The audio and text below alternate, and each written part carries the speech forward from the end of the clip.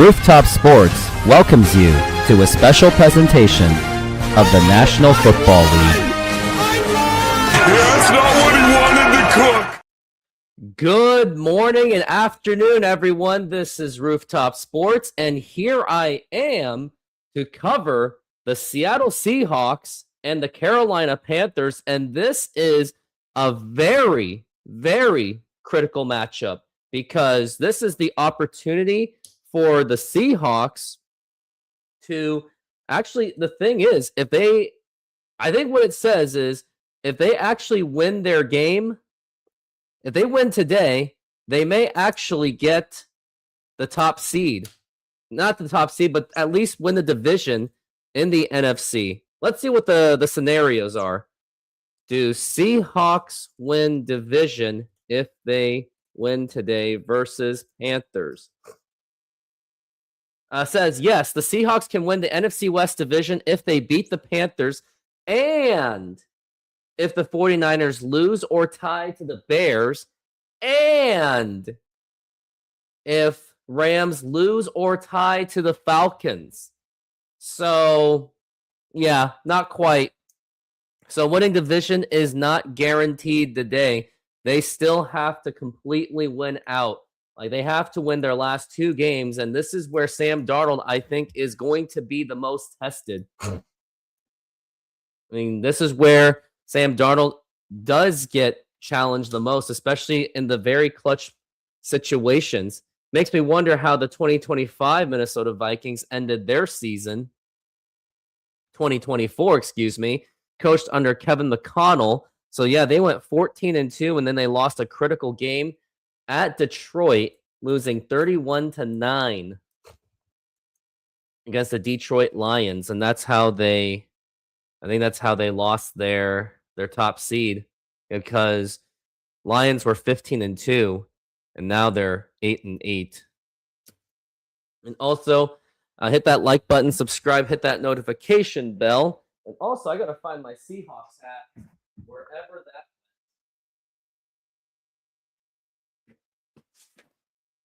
Since the game hasn't even started yet, gives me time to. Here's my hat. All right, I found that hat. Let's get right to it, shall we?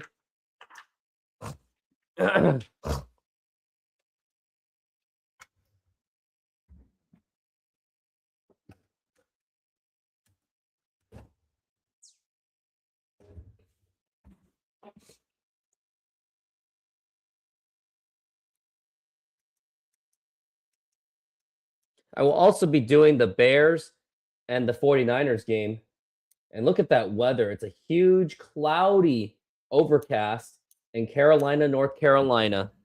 And I'll get my face closer to that screen. Turn it more over here. Yep. So the Seahawks, looks like they won the toss, and they have elected to defer. Jason Myers is going to be the place kicker.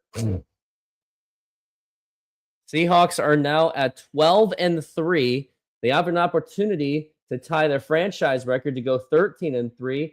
And now here's the kickoff, and we are underway here in Carolina. And it's going to be a touchback, and they're going to open it up. And it's going to be Bryce Young, the former rookie from the 2022 NFL draft, 2023 NFL draft.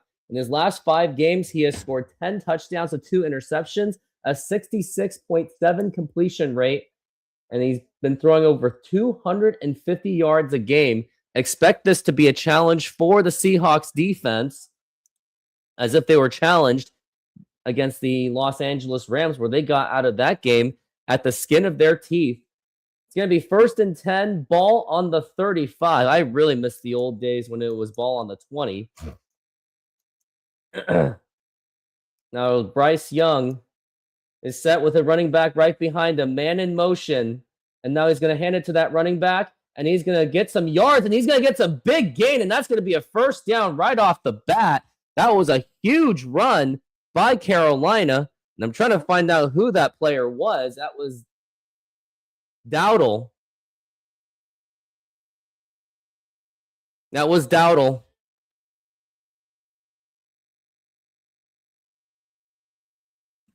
Maybe I should get that volume a little bit lower. Don't want to have my mic exploding. Oh, looks like we got a player down on Carolina's side.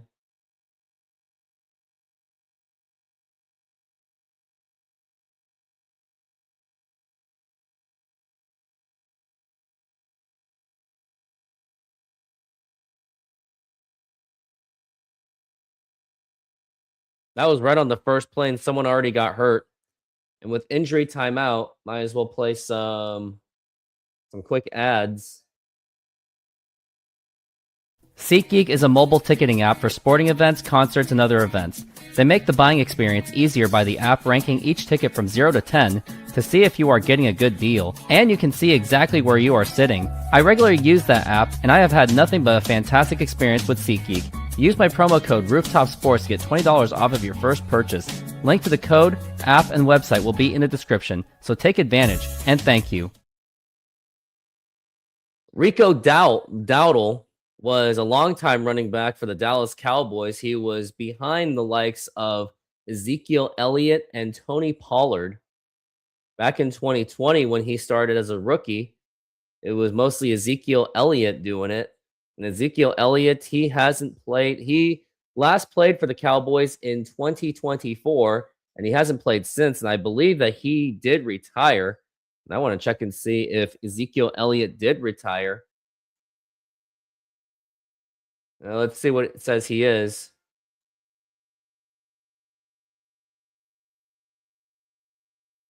He signed with the Los Angeles Chargers, and he was only with the practice squad, but they have not chosen to put him in the roster for the wild card game, so he hasn't been signed since.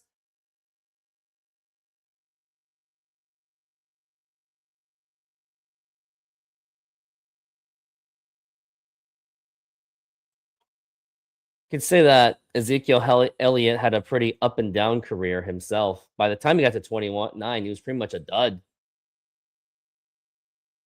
Nope, I cannot show the game, and I will not show the game because of copyright. Sorry, buddy.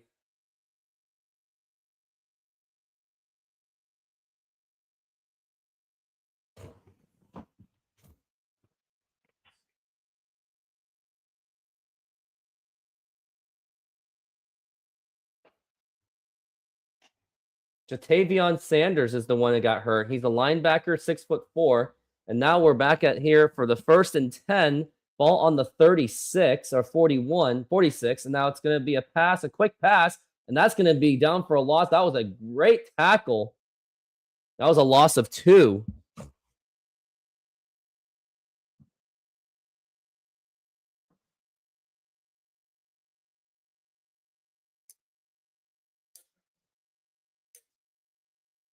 They're looking at McMillan's last 5 touchdowns in his last 5 games. It's going to be 2nd and 12. That's going to be ball on the 43. Now here is Bryce Young, and that's going to be a pass. That was incomplete. A lot of miscommunication right there. And that's going to be 3rd and 12 for Carolina. Seahawks defense is off to a decent start, at least in those last 2 plays, where they caused the loss and an incompletion. Jatavion Sanders has been rolled off the court. Now we're at 3rd and 12 for Bryce Young.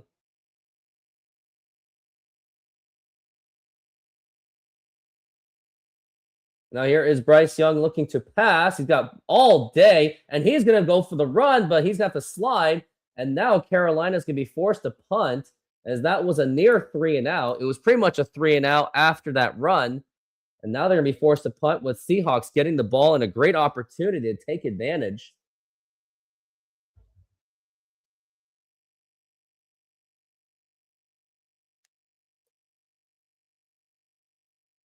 Carolina's at 8-7 on the season. I wonder if they're still in contention for the playoffs. Now it's going to be 4th and 9. And it's going to be the kick, and that was nearly blocked. And that's going to be a fair catch, and that's going to be down to the 18. It was a 35-yard kick. And now Sam Darnold is going to be coming on, and Sam Darnold, who has been having an excellent season so far. Last 5 games, 7 touchdowns to 3 interceptions, been 5-0. But he's got to step up even further because he does tend to be pick happy, unfortunately. Let's see where Carolina is at. Carolina is actually in the playoffs because they're leading the division, as Tampa Bay is just fighting for their lives.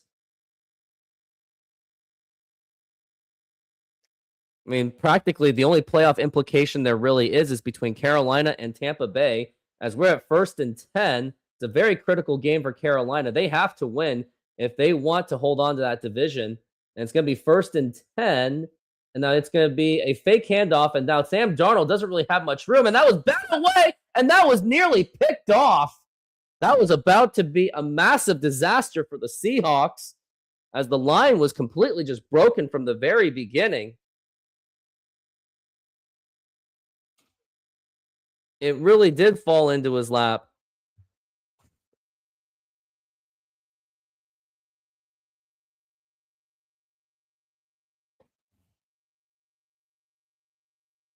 Yeah, hopefully that is not a sign. That's not a sign. Let's just hope that's not. Now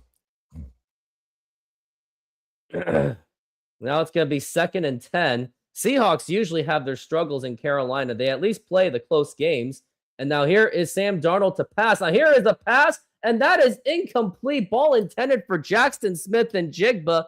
That was nearly picked off.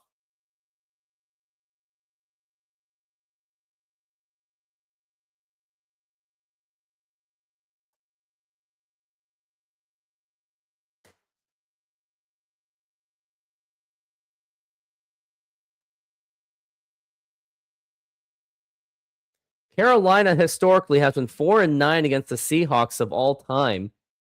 And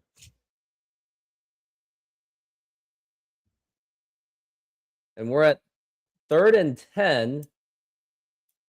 And now here's Sam Darnold to pass. He's got time. And now here's a throw. And that's going to be complete. And that was for Jackson Smith and Jigba. And that's going to be a 1st down.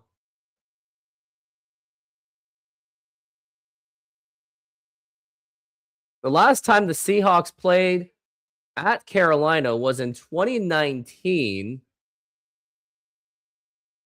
It was 2019 and 2018. In those games, those margins were inside of 6 points.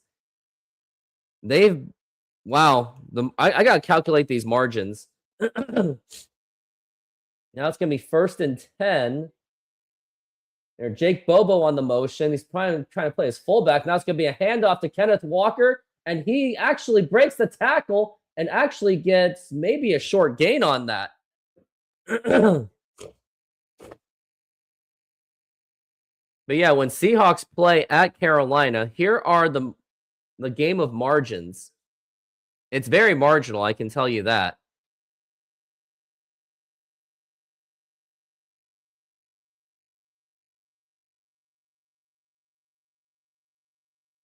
Now it's going to be 2nd and 9, so that actually was a gain.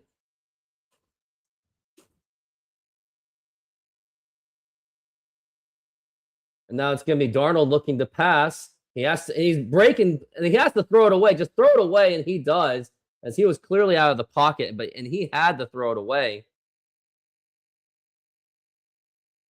So I'm going to say since 2007, because 2000 is a very unfair comparison, because Carolina defeated Seattle at home 26-3. The average margin in these Carolina Seahawks games is 4.16. So you expect this to be a very close game.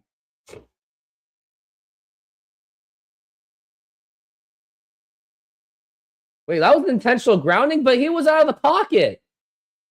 I thought he was out of the pocket. How is that intentional grounding? He was literally way out of the pocket. Oh, he has to get it up there, huh? So you have to throw it. So basically, it's a glorified sack.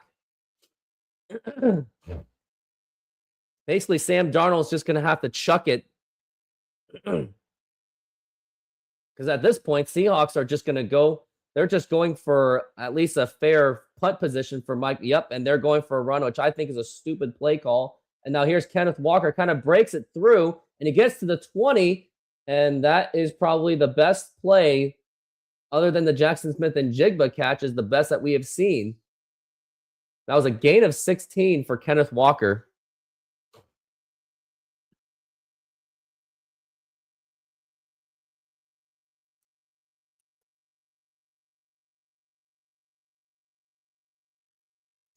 And now we got Michael Dixon. He's going to be going for the punt.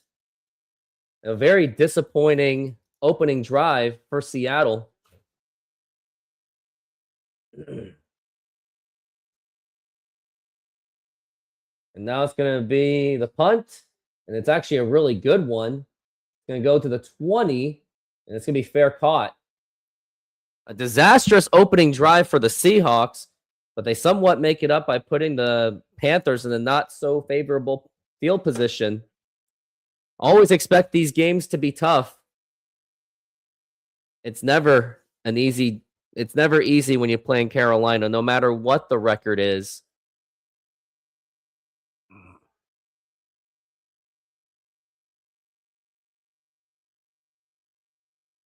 Last two times Seattle played in Carolina, it was in 2023 and 2022.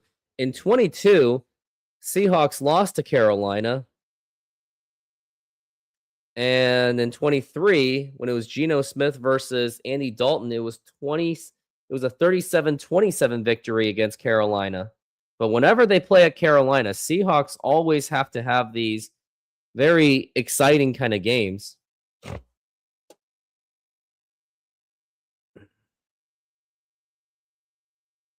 Funny enough, Seahawks actually win their games at home at Carolina more than they do at home.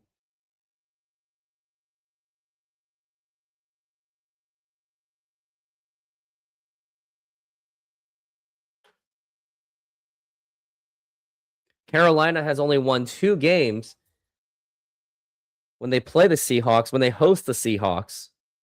But when the Seahawks have played them, they have actually won 4 in a row in Carolina. But either way, when they play the Carolina Panthers, it's always a game like this where it is always a heart attack kind of game. And that's what it has already been given me.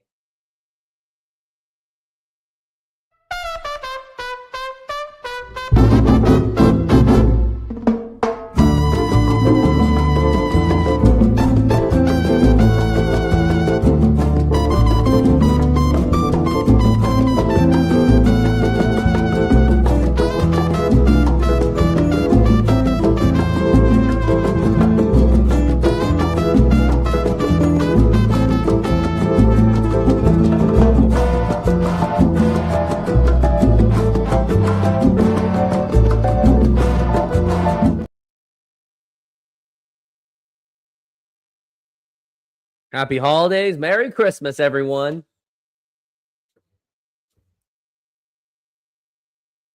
And now we've got 1st and 10 on the 20.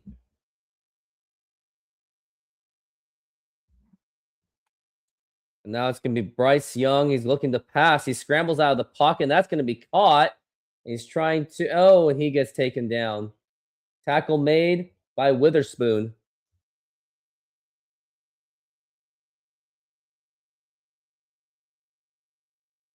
Looks like Tampa Bay has scored their touchdown. They strike first. 2nd and 6. Interesting thing, too, is Carolina and Tampa Bay play each other for the division, possibly. And that's not going to be much of a run there. It's by maybe 2 yards. But yeah, if Carolina loses and Tampa Bay wins, that's where things can get really scary, where winner of January 4th between Tampa Bay and Carolina, that will be the deciding game of who gets to the playoffs, and that's going to be Carolina playing at Tampa Bay. And who's Tampa Bay playing today is they're playing Miami, so they should have a good shot to win. They had a 6-2 start, and all of a sudden they've been 1-6 since. And now it is 3rd down and 5. Now here is Bryce Young to pass, and he's been overwhelmed. And that might be no first down. It's gonna be a loss of 2 or 1, and they're gonna be forced to punt once again. Great defense by the Seattle Seahawks. In the AFC conference, Indianapolis is unfortunately eliminated from playoff contention. So at this point, the AFC has nearly been completely decided with the exception of Pittsburgh and Baltimore. But Pittsburgh looks like they're going to get that spot after today. Yeah, if they win today, and even if Baltimore wins, they're out. And that's going to be a huge punt. And he catches it, and he is going to run, get on the move, and he gets to the 30. I wonder who Pittsburgh is playing at the end of the season. So they're playing the Browns, and then they're going to play the Ravens. So if the Pittsburgh Steelers win,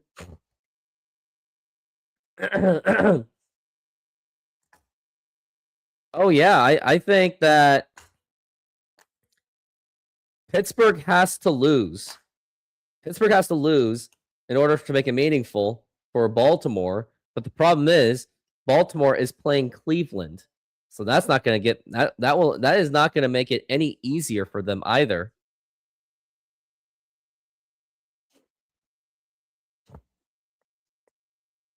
Cleveland is up 3-0 though. Shedeur Sanders is actually off to a pretty decent start.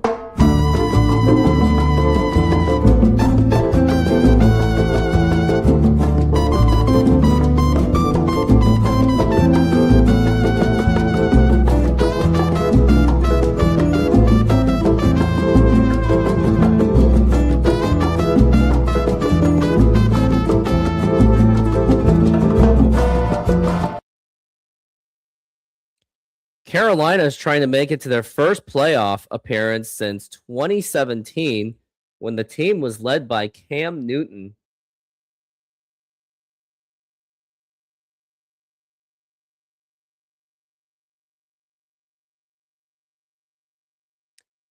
And since then, here's what they have been doing since.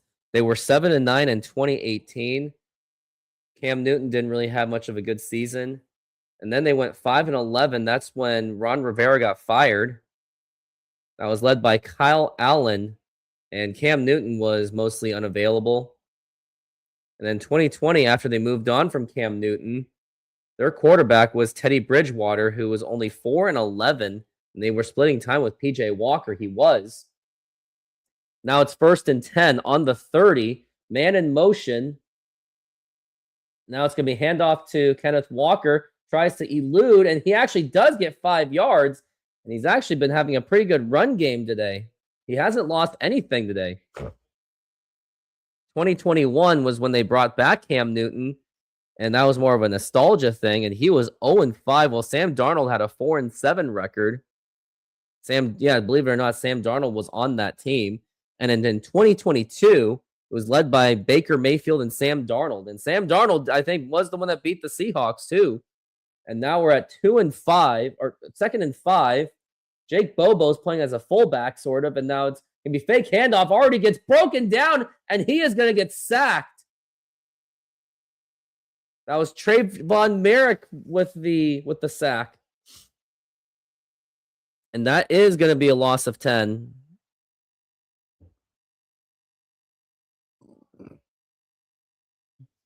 Trayvon Merrick was not fooled at all. Sam Darnold was the quarterback when he beat the Seahawks. So he knows how to beat the Seahawks. And I guess he knows how to beat himself as a Seahawk. And then 2023 was when they were atrocious. They did draft Bryce Young and went 2-14. And then they went 5-12 the next season with Bryce Young. And now it's going to be Zach Charbonnet on a 3rd and 15. And he actually might get a first down. And he does break free. And he gets to the 50. What a big run by Zach Charbonnet after that sack by Sam. After the sack on Sam Darnold, Zach Charbonnet more than makes up for it. And that's going to be a first down for the Seahawks. Oh, it's not Jake Bobo. That is Cooper Kupp. What was I thinking? Zach Charbonnet with an amazing run to keep this drive alive. And now it's going to be 1st and 10. Zach Charbonnet gets the ball again, and he's going to muscle his way to maybe just get 2 yards on that.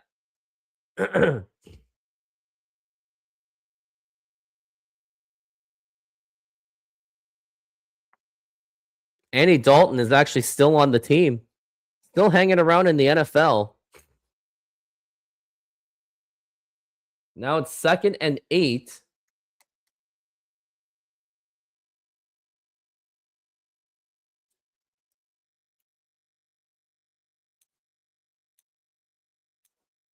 Second and 8. It looks like there's a blitz happening. And now here's a big pass. That's going to be caught by Jackson Smith and Jigba. And that should be a first down because that was on continuation. Nope, no first down.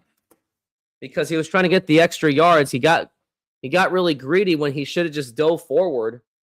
You should never go greedy for extra yards. The chances of a touchdown on that is very low. And that's going to be 3rd and 1. They might be in field goal range. Actually, they're not. And flags have flown, and I think they just forced the first down. Now it's encroachment. That's going to be an automatic first down. Yep.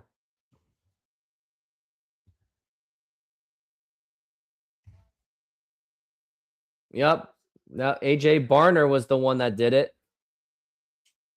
And now it's 1st and 10. And they might be in field goal range. 1st and 10. And no running back to work with for Sam Darnold. He's got some time. Now here's the pass that was batted down. Ball was intended for 81. Bobby Brown made that hit. He was the one that made that deflection. And we got Miami. Looks like Quinn Ewers has evened the game to make it 7-7 for Tampa Bay's game. And Carolina fans are also paying attention to that game.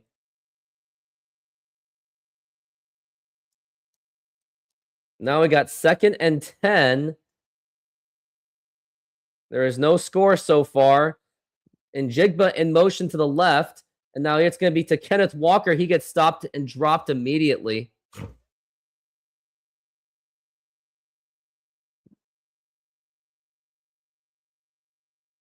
It is a loss of 2. Patriots are up 14-0 in case anyone cares.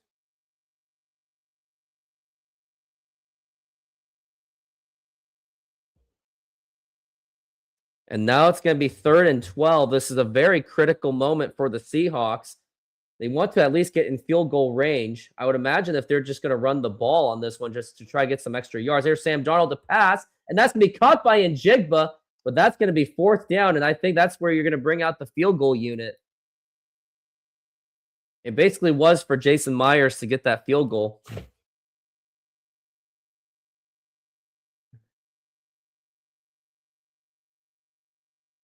It's going to be now 4th and 4.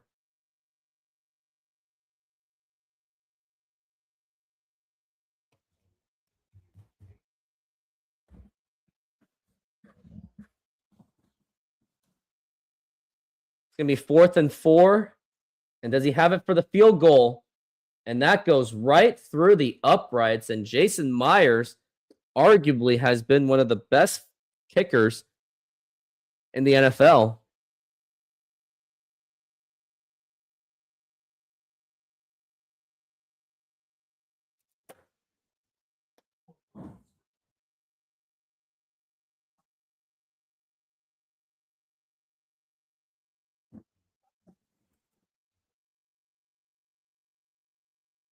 Senor, tell me how you make a thin crust Sahara pizza.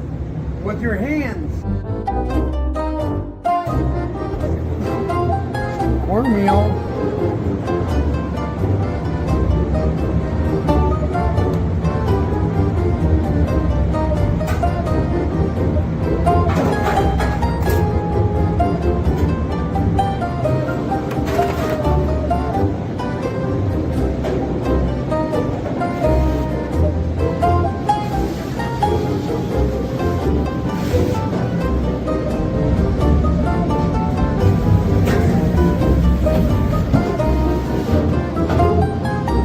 Hello, baseball fans. I'm excited to announce that we are still offering 50% off pizza and 25% off bowling Monday and Tuesdays. Head on over to Snoqualmie Sahara Pizza. This deal will go through May. And that's how you make a Sahara pizza. Beautiful thin crust.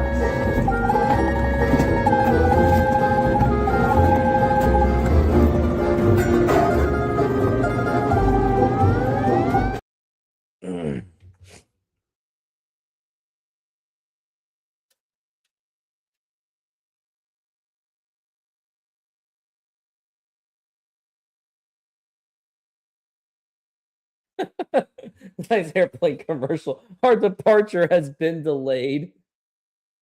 And people are happy because football. Seahawks now lead at 3-0 as they got on the board with a Jason Myers field goal. And Zach Charbonnet is the one to credit because he made that huge run on a 3rd down and desperate.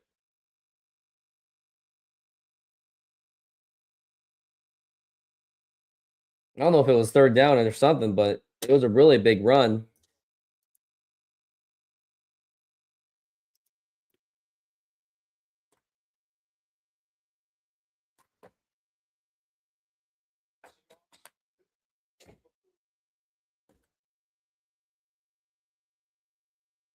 Seahawks have been 3-time number 1 seeds, and whenever they've been the number 1 seed, they have gone to the Super Bowl.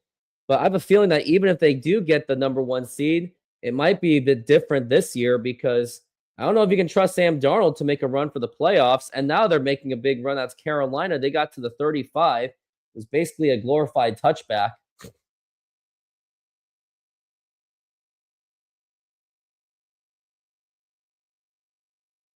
Jatavion Sanders is now out for the game with an ankle problem. He's the tight end. Cleveland is now up on Pittsburgh 10-0. So if Cleveland wins, or if Baltimore wins and Pittsburgh loses, that will make things very interesting. Now we got 1st and 10, and now it's going to be a fake handoff, and Bryce Young will go down and get sacked.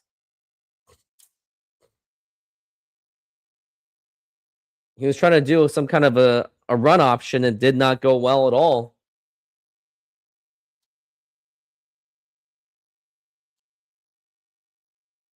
It was heavily miscommunicated. And now it's going to be 2nd and 13.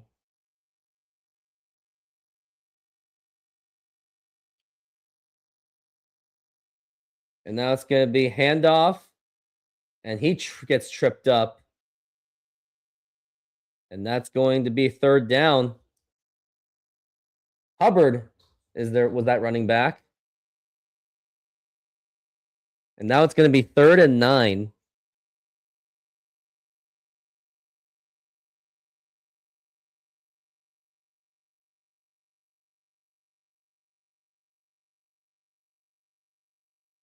And now it's 3rd and 9. And now here's Bryce Young looking to pass. And that's going to be... No, he drops the ball. He kind of looked like he dropped the ball. And that's going to be 4th down.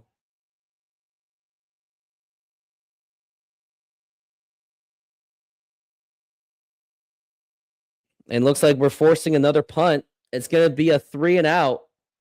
Seahawks defense has been on point today. They've only gave up 1 first down throughout this entire game. Seahawks will get an opportunity to score once again.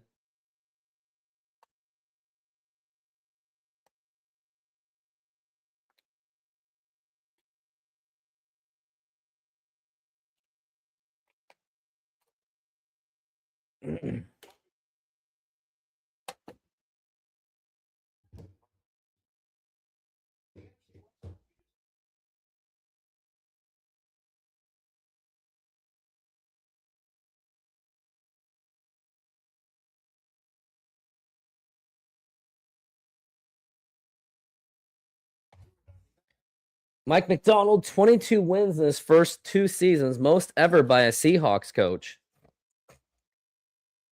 More than Mike Holmgren and Pete Carroll, and those were the 2 most successful coaches in Seahawks history. And now it's going to be the punt. And it's going to be a fair catch by Shaheed. And that's going to be at the 16.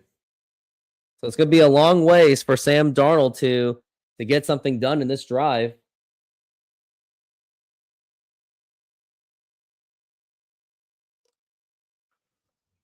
Oh.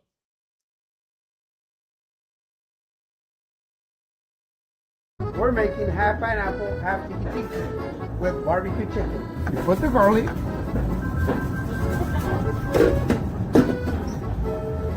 Put the pineapple on the whole pizza. Remember, they want half pineapple, and the one is going to be tiki. Tiki with pineapple, garlic, feta cheese, artichoke hearts,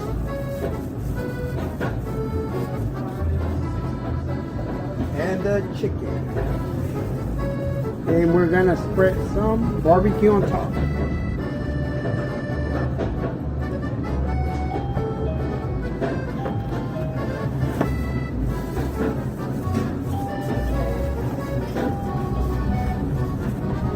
And it's ready.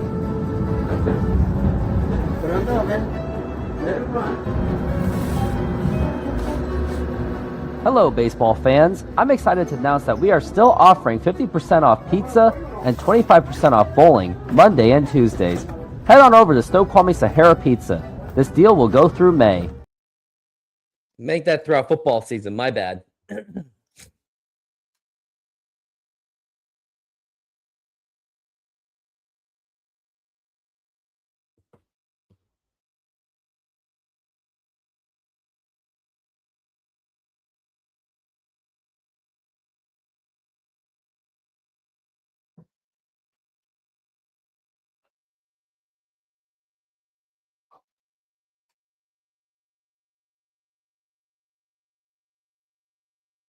Seahawks do control their own destiny.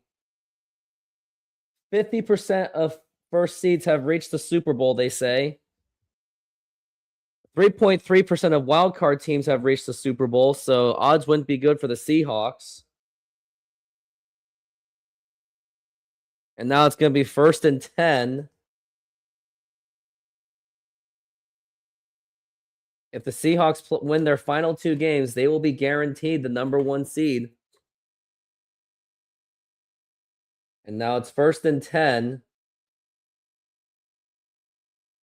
And now it's going to be Kenneth Walker who gets the ball, and he actually breaks it through, and he gets the first down right there.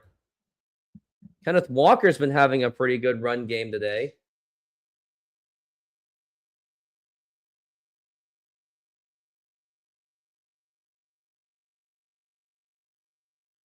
Under Mike Macdonald, the Seahawks have been 13-2, including 6-0 in East Coast games. So the Seahawks, they are one of the best traveling teams in the NFL in the regular season.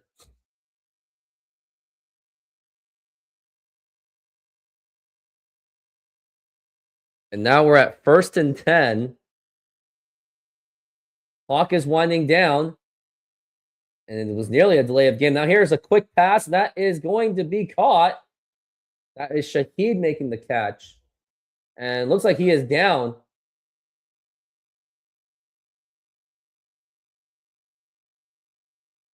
Like Carolina's medical staff is trying to say if he's okay. Sam Darnold and Smith and Jigba is checking to make sure. I'm surprised that wasn't a flag because he took him down when he was already out of bounds.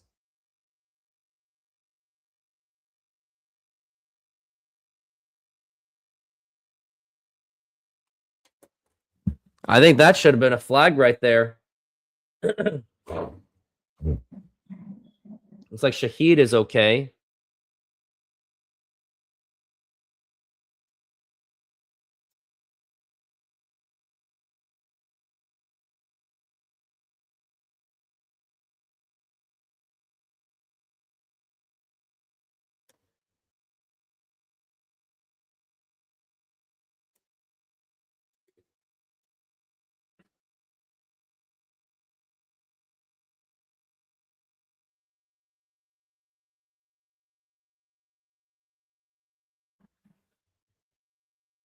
And that is 2nd and 2.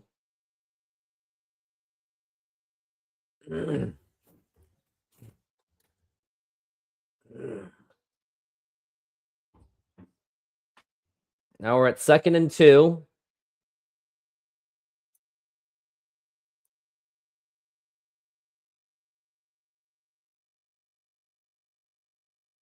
And it's going to be man in motion. And now it's going to be to Zach Charbonnet. Can he get through? And he will get the first down. Get down. And that is first down.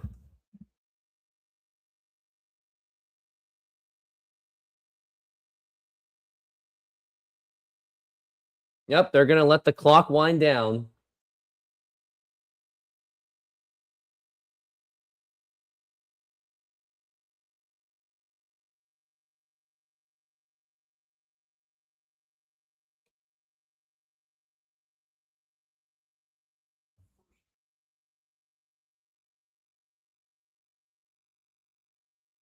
End of the first quarter.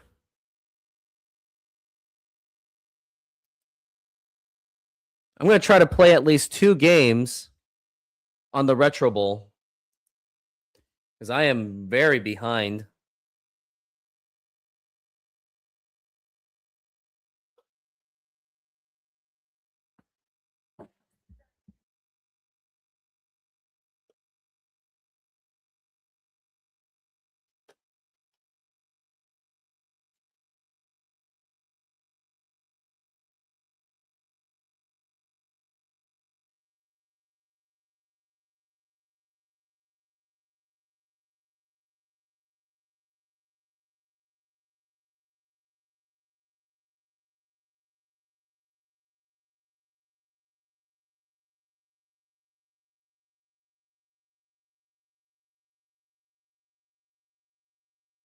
Try our hand-breaded chicken tenders, perfectly seasoned and served with a choice of sides, golden fries, fluffy biscuits, homemade mashed potatoes, creamy mac and cheese, fresh side salad, fresh coleslaw, plus enjoy a dipping sauce on the side.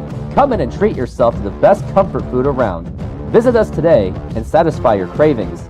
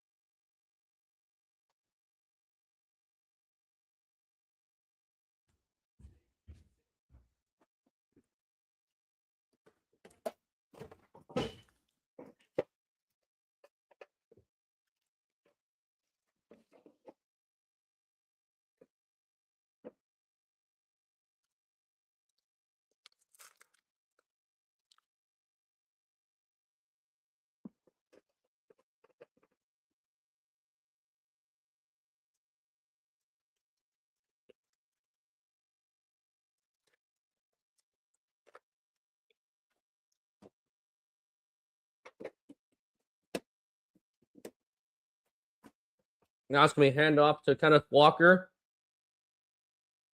And that's going to be just a few yards.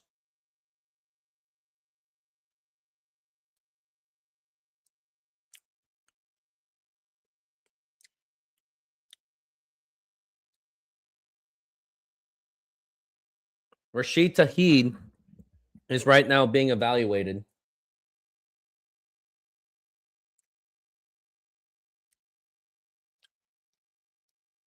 Now it's going to be 2nd and 7.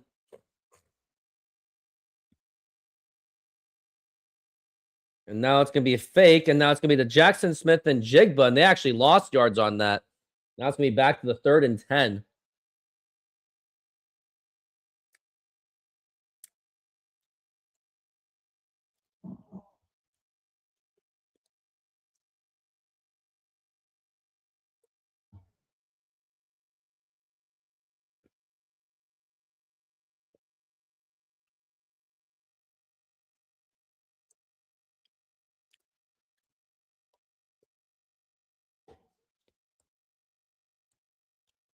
Now it's going to be 3rd and long.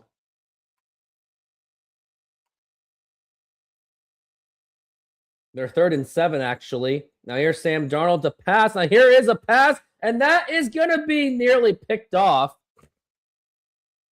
Offense has just been terrible for the Seahawks. And now it's going to be 4th and 7. He's forced to punt.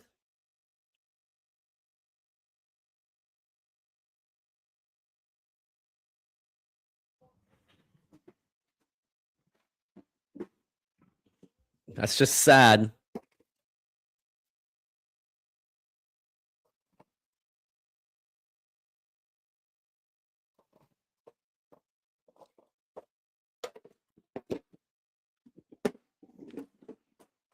Now it's 4th and 7. Now Dixon. And that will go all the way. Not all the way, but it'll go out of bounds.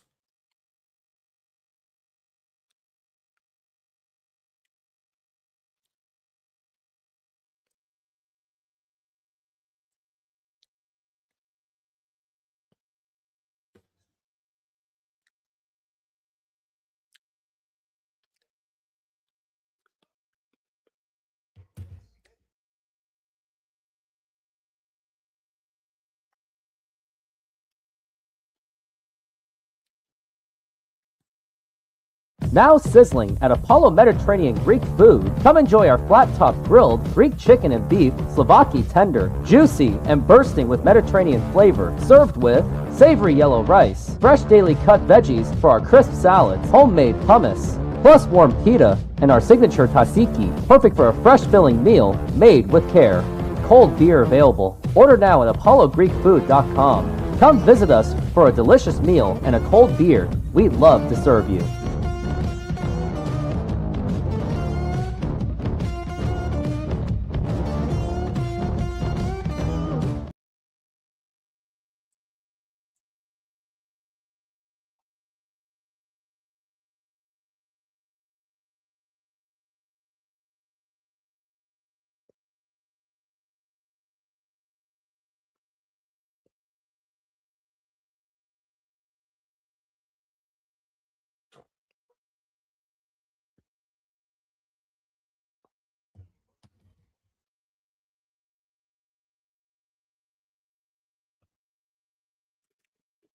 At halftime, I'm going to be doing the Retro Bowl game. I'm going to be doing a total of 2 games.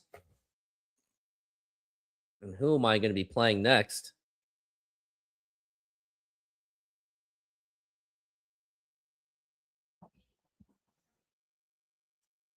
I'll find out later.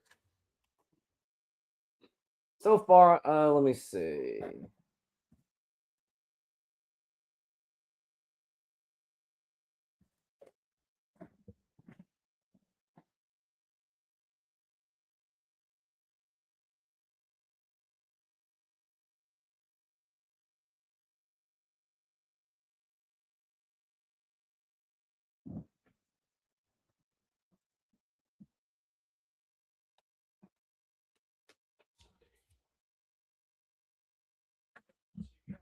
And now we are back from the break. Carolina starting at their 23. And now it's going to be Bryce Young, and now it's going to be batted away, and that's going to be incomplete.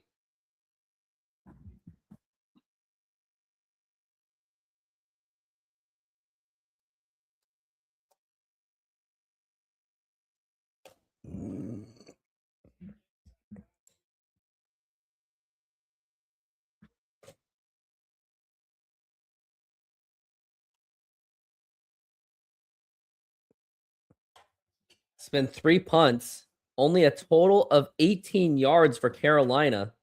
They have been struggling. Now it's going to be 2nd and 10. They're going on the pistol.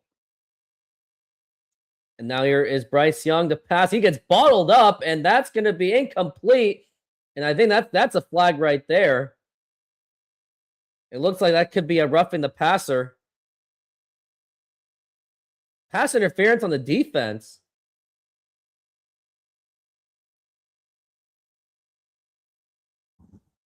It's going to be an automatic first down for Carolina. That was Witherspoon who committed the penalty.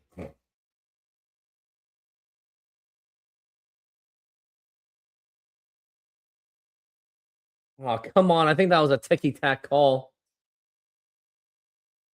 I thought that was going to be the flag on that. Now it's going to be 1st and 10.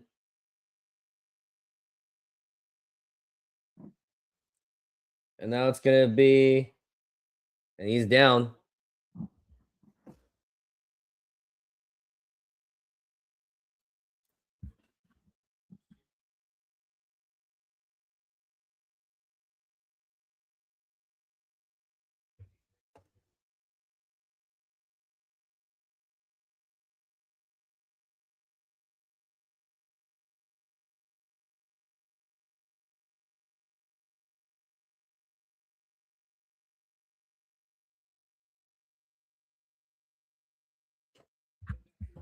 Now it's going to be 2nd and 6. Now here is Bryce Young. Now it's going to be a short pass. And that's going to be a first down as he hops over.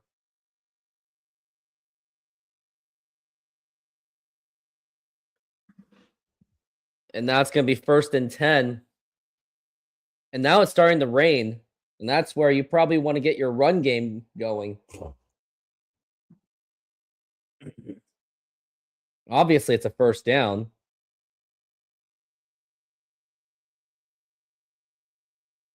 Now it's going to be 1st and 10.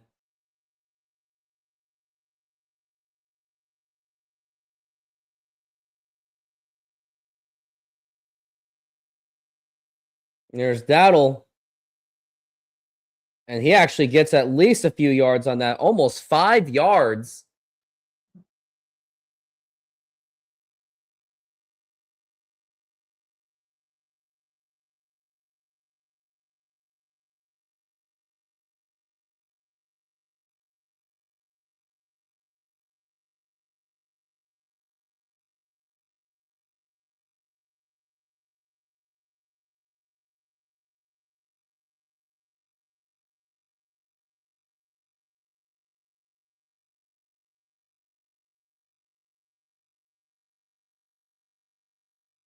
Now it's going to be 2nd and 5. And he goes down.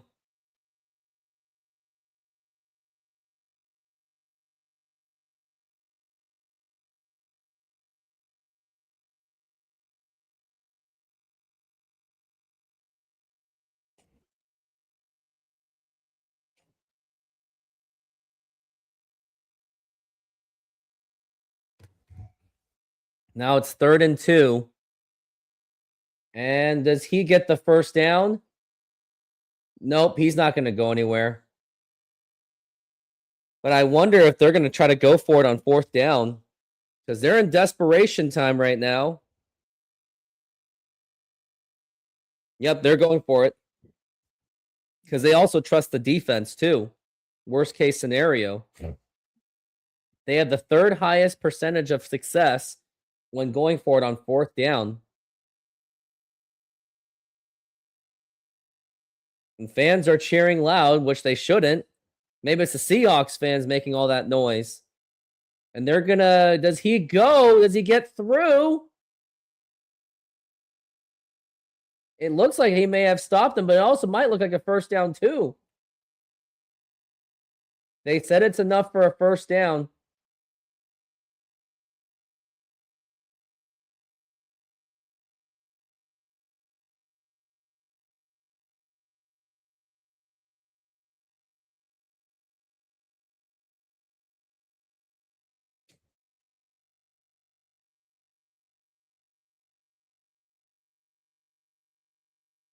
He did get through.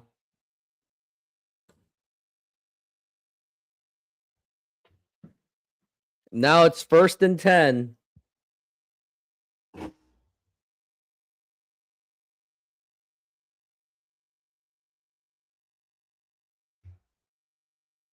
like there's a flag.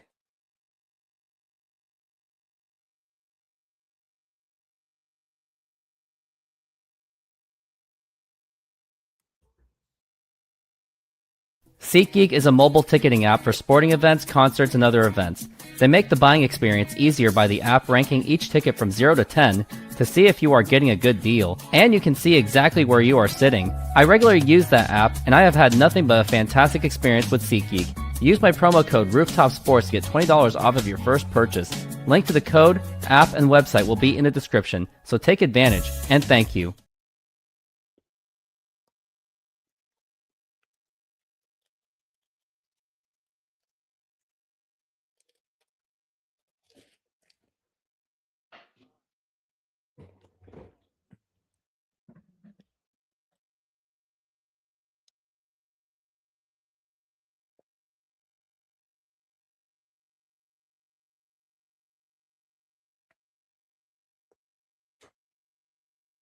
First and 10. Now here's Bryce Young to pass, and he gets it. And that looks like Carolina's offense is starting to heat up a little bit.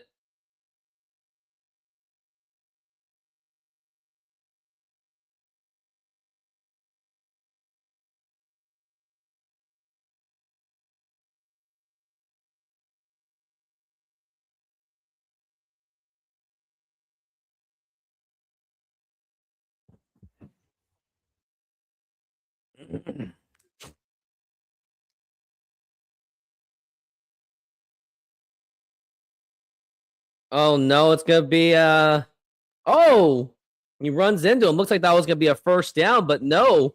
Horn ran into him.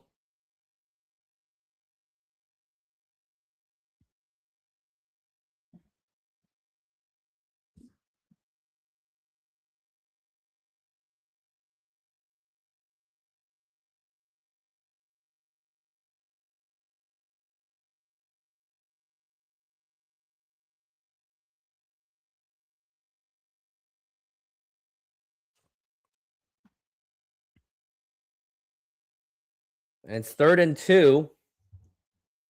And they're at least in possibly field goal range. Now here's Bryce Young, has all that time to pass, and they get lit up, and they lose at least a couple of yards on that. What defensive effort by Seattle. Defense has really carried this team, and now it's going to be 4th down. Offense is staying on the field once again because it's pretty much a glorified punting spot anyway. What is there to go for it? Or what is there to punt anyway? Or maybe they're not going to go for the field goal, so they probably have nothing to lose because that's how much they really do trust Carolina's defense or trust that Sam Darnold isn't going to do anything. It looks like we're seeing a possible blitz from the linebackers. I wonder if this is going to be blown coverage. That actually might happen. 4th and 4. Now here is Bryce Young to pass. We got flags being thrown, and that is going to be incomplete, but we got flags all over the place.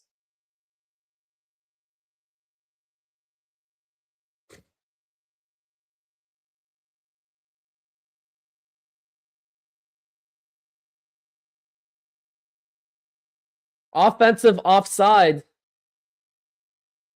Yep. First down, Seattle.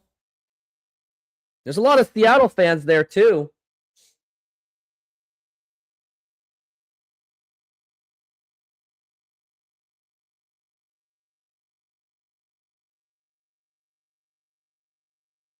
Try our delicious burgers today. Satisfy your cravings with our mouth-watering burgers.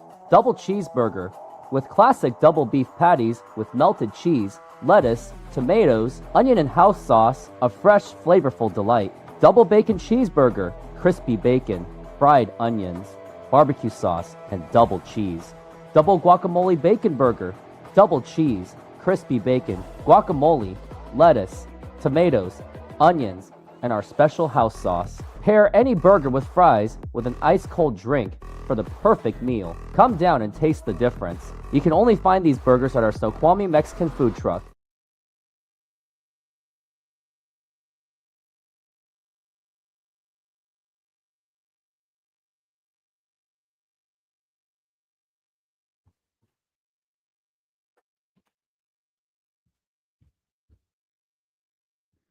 Ooh.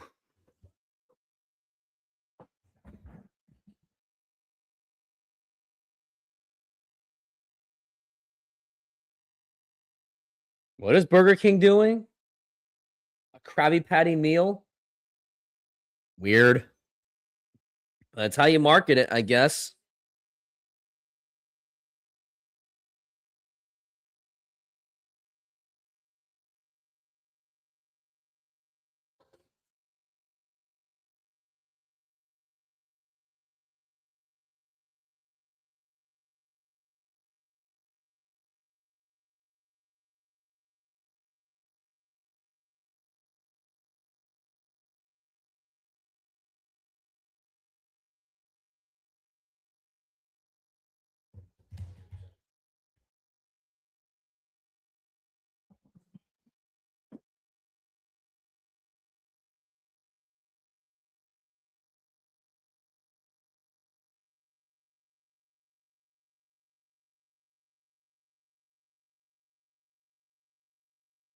It's going to be 1st and 10 for Seattle.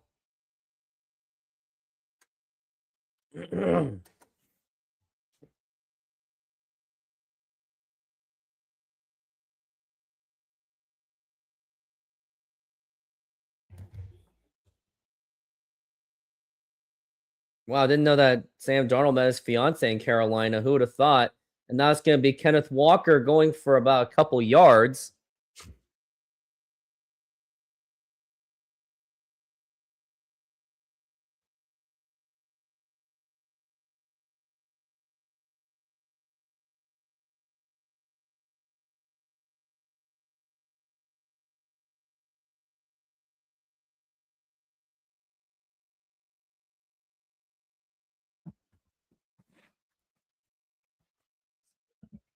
And now it's going to be 2nd and 7. Or 2nd and 7. Now it's going to be the Zach Charbonnet. And they're really trying to get the run game going even further. But now it's going to be 3rd down. And I think Sam Darnold's going to have to pass on this one.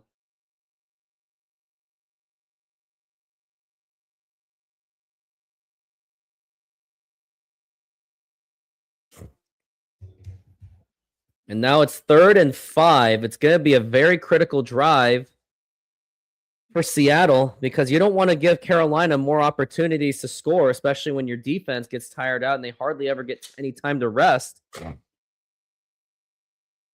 Now it's 3rd and 5.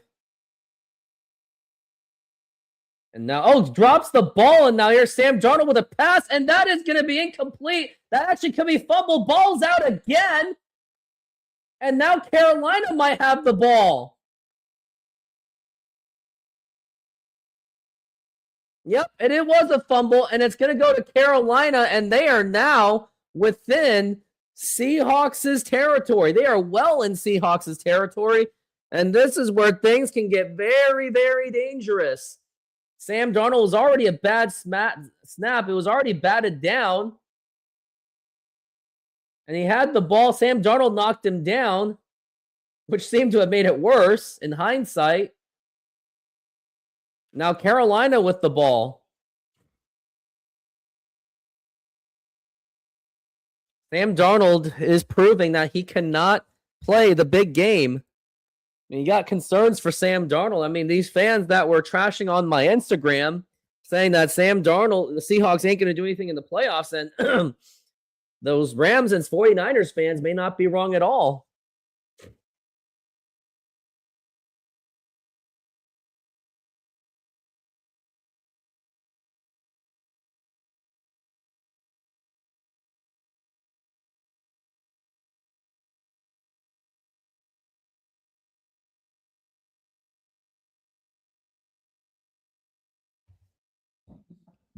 Oh boy, things get really, really bad.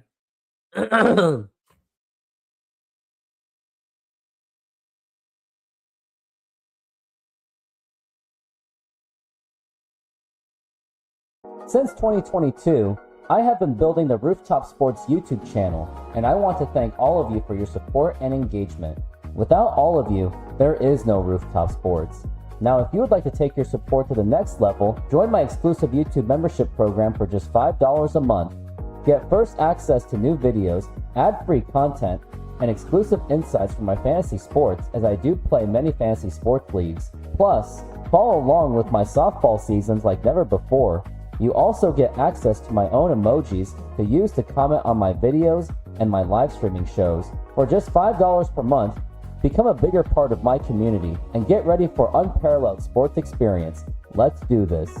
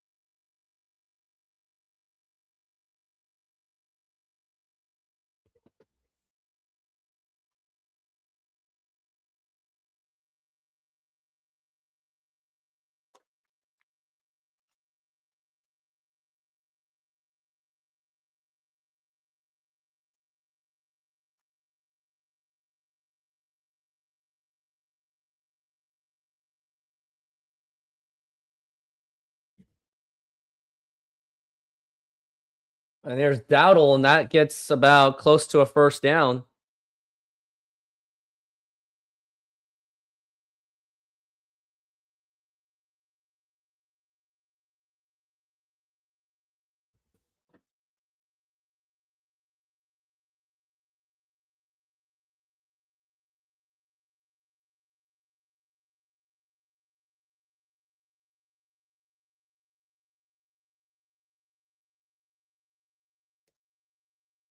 And now here's Bryce Young.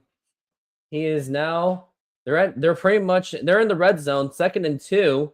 And now here's Bryce Young looking to pass, and now he's getting overwhelmed, but he gets out of the pocket. And now here's gonna be a throw, and that's gonna be incomplete.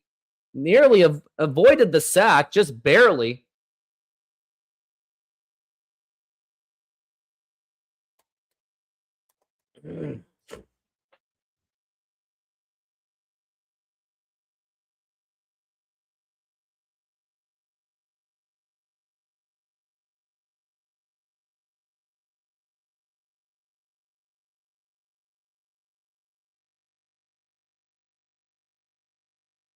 And now we're at 3rd and 2.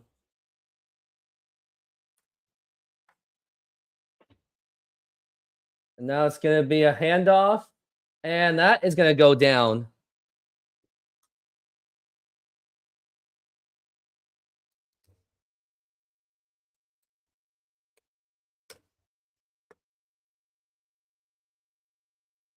Yep, the Seahawks defense has been unbelievable, but Carolina's on the verge of tying the game anyway.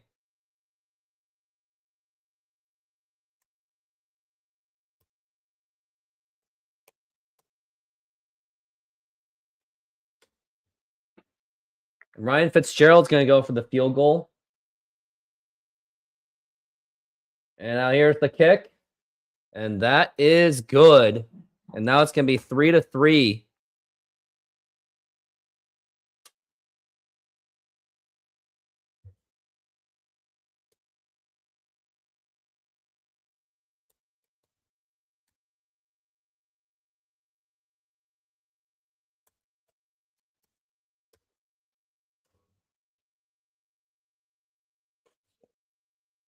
A disastrous drive by Sam Darnold.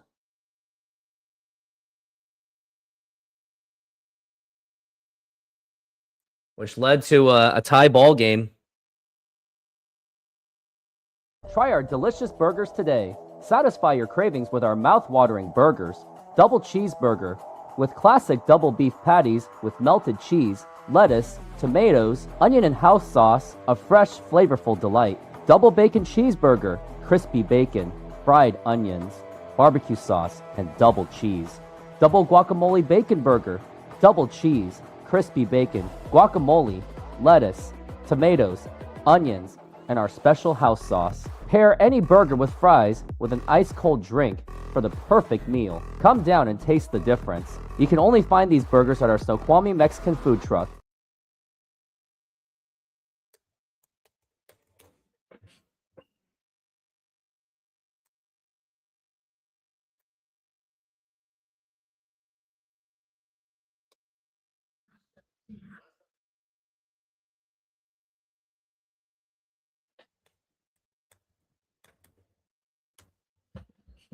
And now the kickoff.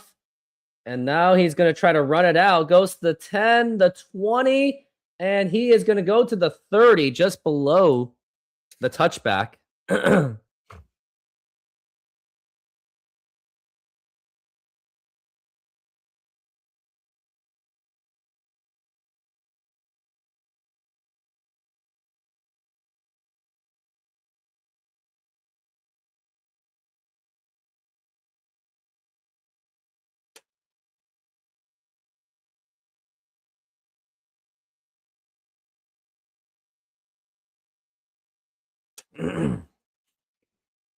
And now it's going to be 1st and 10.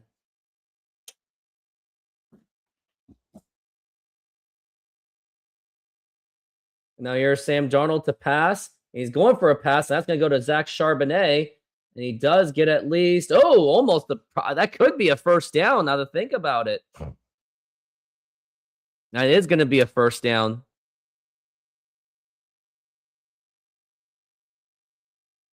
Oh, Baker Mayfield interception. Oh my goodness. Dolphins now lead the Bucs, so that means if Carolina wins and Tampa Bay loses, then that could be it. That would be it for Tampa Bay. And now it's going to be 1st and 10, and he's going to go down.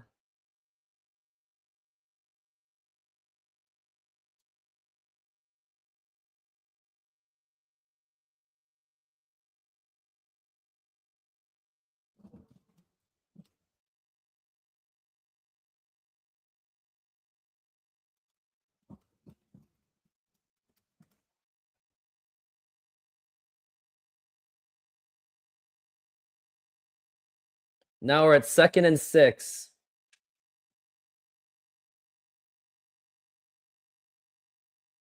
And now he's going to go for a short pass to Jackson Smith, and Jigba gets brought down. I wonder if that was a jersey pull kind of situation.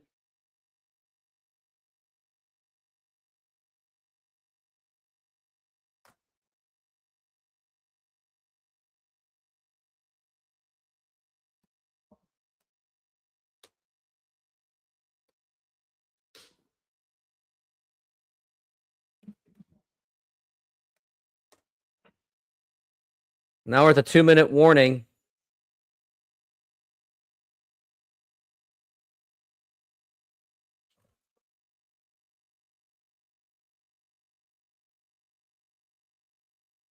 SeatGeek is a mobile ticketing app for sporting events, concerts, and other events. They make the buying experience easier by the app ranking each ticket from 0 to 10 to see if you are getting a good deal, and you can see exactly where you are sitting. I regularly use that app, and I have had nothing but a fantastic experience with SeatGeek. Use my promo code RoofTopSports to get $20 off of your first purchase. Link to the code, app, and website will be in the description, so take advantage, and thank you.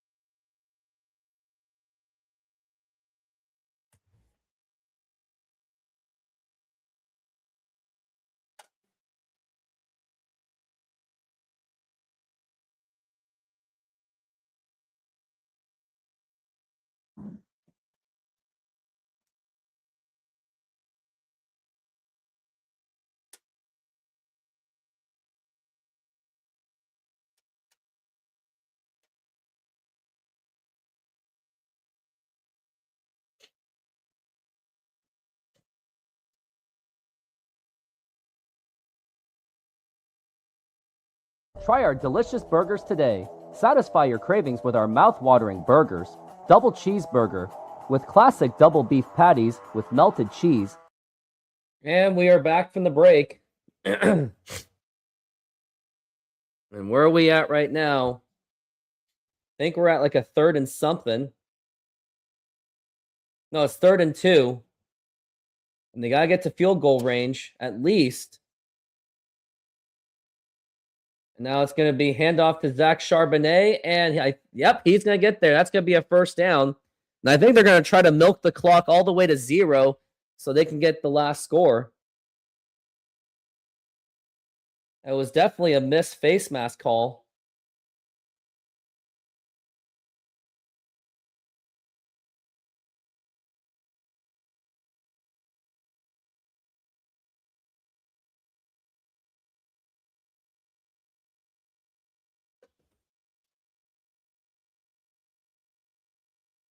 Now we're at 1st and 10.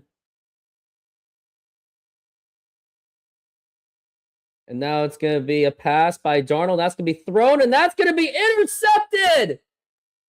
It was off the ricochet, picked off, and Carolina gets the ball back.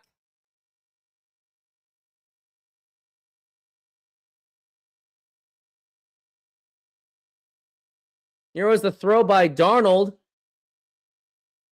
It was ball intended for Cooper Kupp.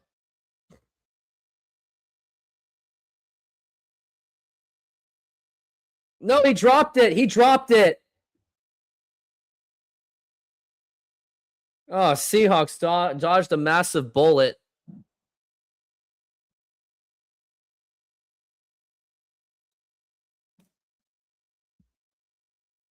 I almost wish that was an interception. Oh, you can't just keep getting that much lucky.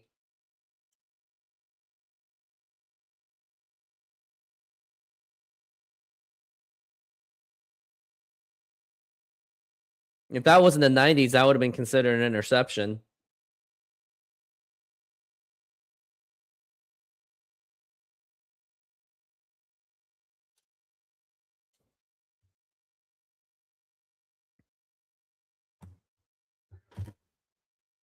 Yep, it's incomplete. What's there to boo about? It hit the ground.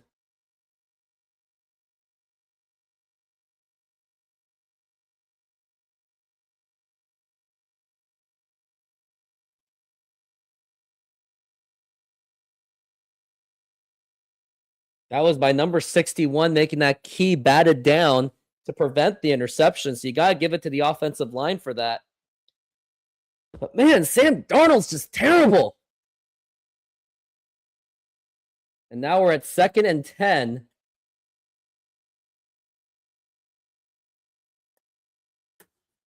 We really gotta.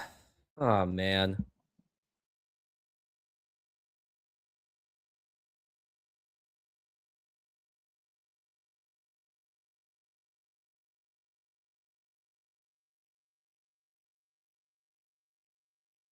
Now we're at 2nd and 10.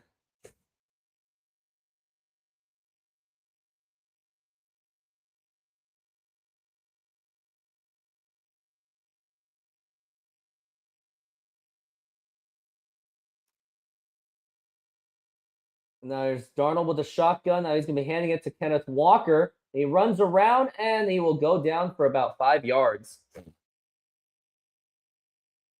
Gain of 3.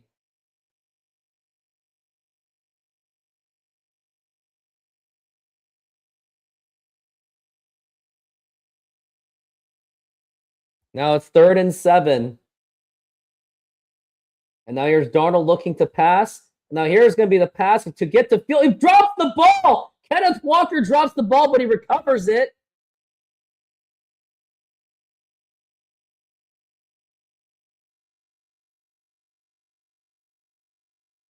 Nope. Oh, that's going to be a 4th down, and I think they're just going to go. Yeah, they're going for it. Sam Darnold pushes forward, and he gets it. Or it looks like they're going to review it.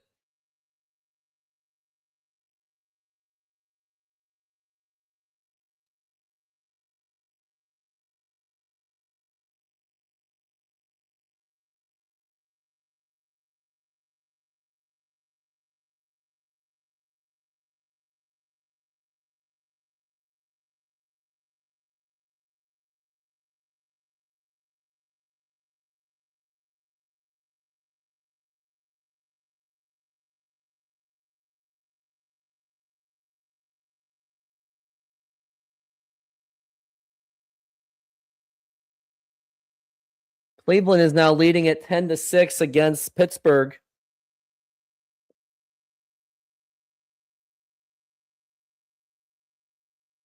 It's been a day of fumbles.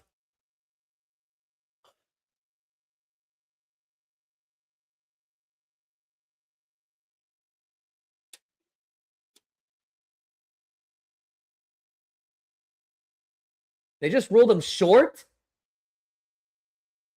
Carolina gets the ball back?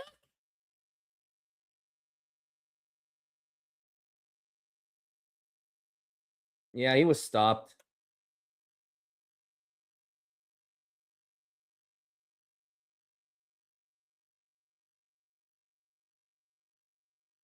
Probably should have just went for the field goal to begin with.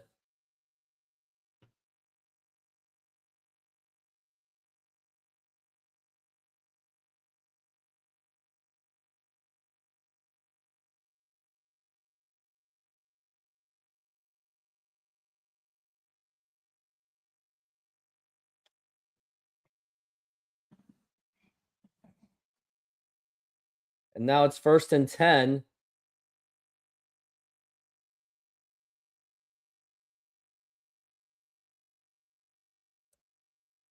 Now here's Bryce Young looking to pass. And now he's going to run. And you got to bring him down so you don't get any kind of you don't give him any kind of a chance for a field goal. Timeout is taken by Carolina.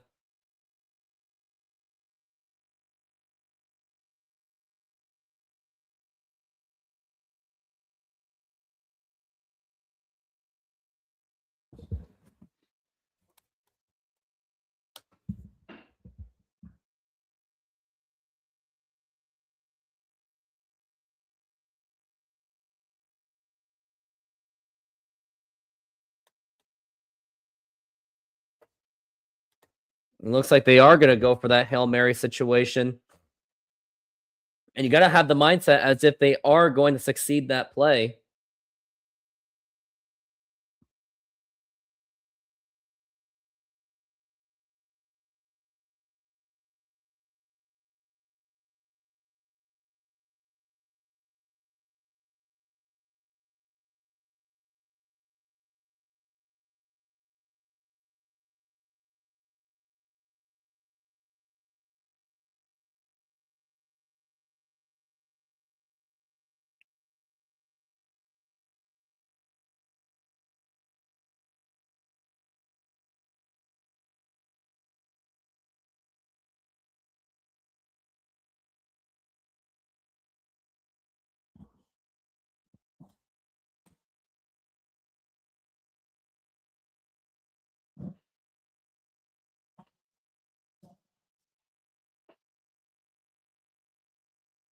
Now we're at 1st and 10. And now he's going for the Hail Mary. And no, he just throws on the ground. 3 seconds left.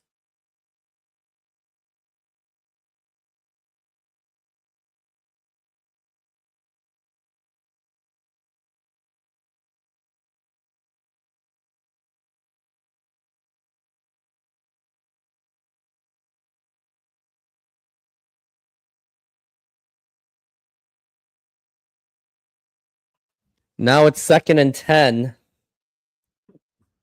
It's going to be a last chance for a Hail Mary.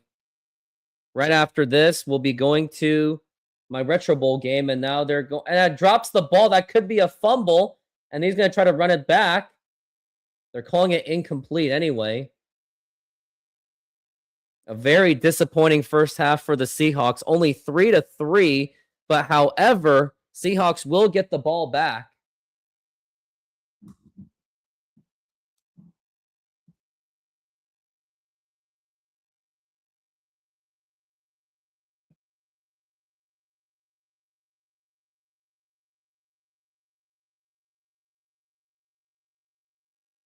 Not going for the field goal.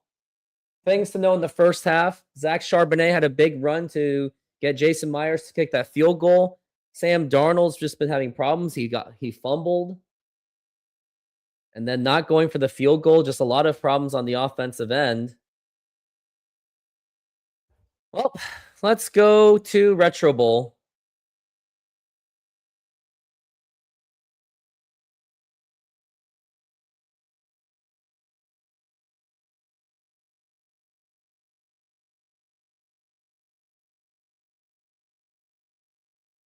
Trying to get the best angle.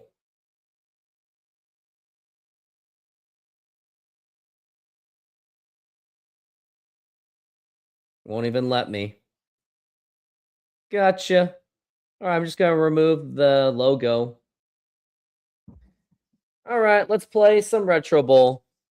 All right, so it starts with my backup running back. He was stopped by police last night and was found to be in possession of unidentified substance. Yeah, that's not okay. I don't care if you're a backup. Don't be a baby. So Seattle will be playing against the Cleveland Browns.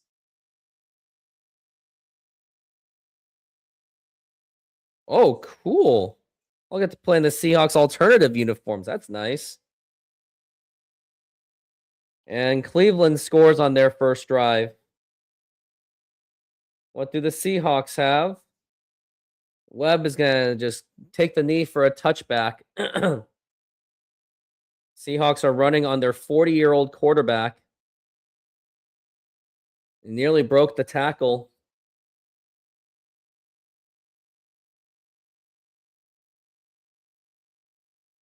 And Spence catches it.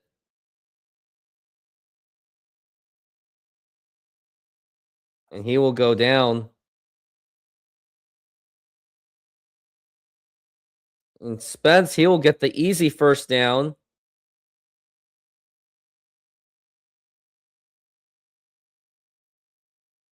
And now here's Pearson going for a big run. And that's going to be a touchdown. A 41-yarder. And now here's Spence, and you get the 2-point conversion.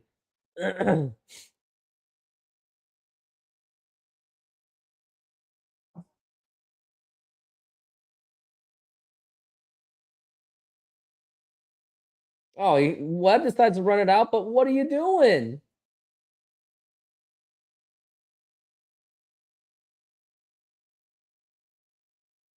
Oh, nice run by Spence, and he's already running off to the races. He might actually go all the way for a touchdown after his beast mode-like run, and he might just go for the touchdown. A 79-yard touchdown run by Spence. And he gets sacked. Oh, great. Cleveland's now leading it.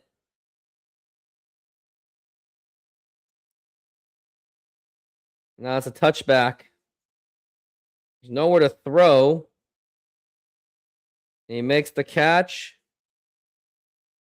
Yeah, Seahawks are going to have to come out somehow keep up with the Browns as if they are playing with nothing to lose. Now here's Webb. He's going to go, and that's going to be another touchdown.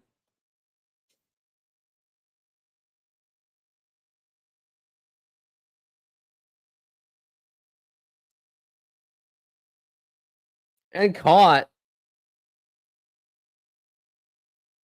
Playoffs begin on January 10th. And Cleveland does it again.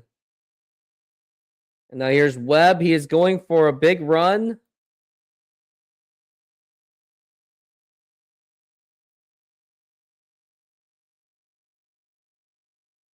Going for a little run there. And Webb with the catch. He goes out of bounds. And here's Spence. Seahawks are trying to get even with the Browns as they have been playing them tough. Their defense has been heavily challenged. And here's Spence. Been getting a lot of receiving action.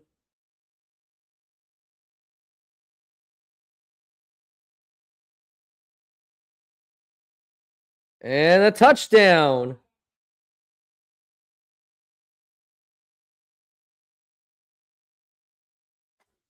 Well, let's see how Shador Sanders is doing. Nice big pass and a touchdown. Blah, blah, blah, blah. Oh, I thought he had it.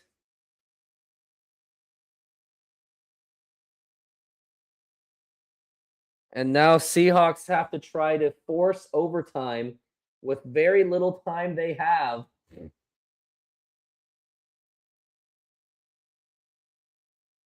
And that is caught by Webb. And he is going off to the races.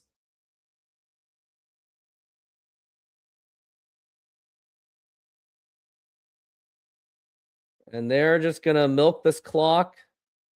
9 seconds left. More like 5 seconds left. And a touchdown to Spence.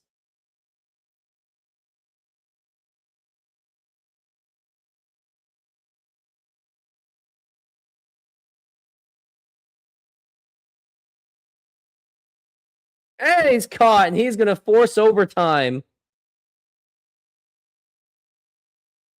And it's going to be a kickoff. Let's see how this ends. Takes the knee. If I were you, I'd try to milk the clock.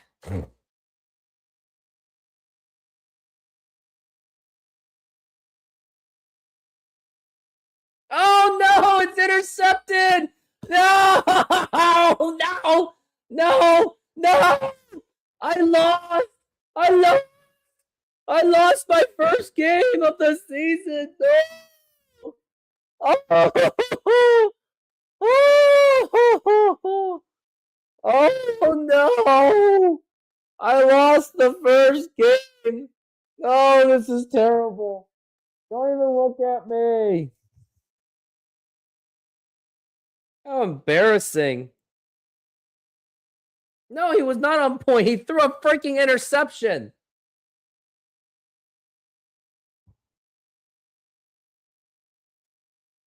How is McKee doing this season? 32 touchdowns and 2 interceptions. Makes $13 million a year. Talk about an overpaid 40-year-old. Now the Seahawks are 12-1, but they are now that takes their cushion away. Now let's play home game. Oh, look, Seahawks have no defense. And how much in good timing they're playing against Carolina. And here's Webb. He is going to be popping out. What has he got?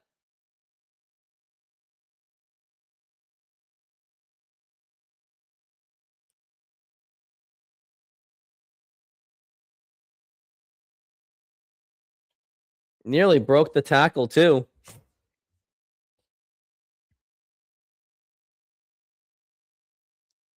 And that's going to be 30, 20, 10, and touchdown.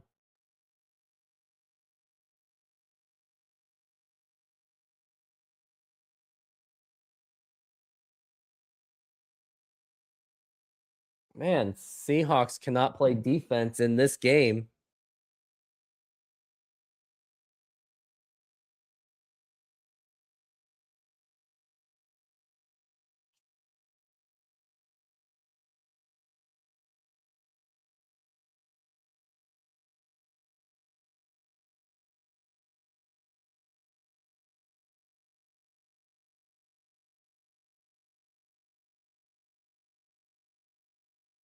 And there, Pearson with a nice catch. I think they just want to get things over with, but they're not milking the clock. That's the problem.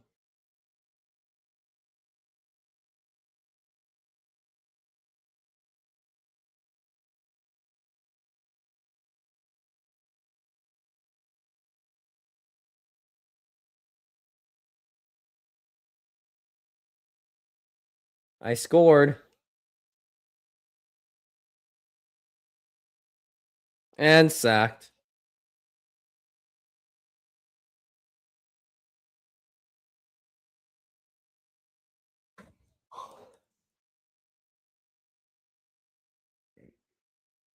Maybe I'll try to see if I can milk the entire third quarter. Nah, maybe it won't be necessary. Oh, he nearly out-faked all of them.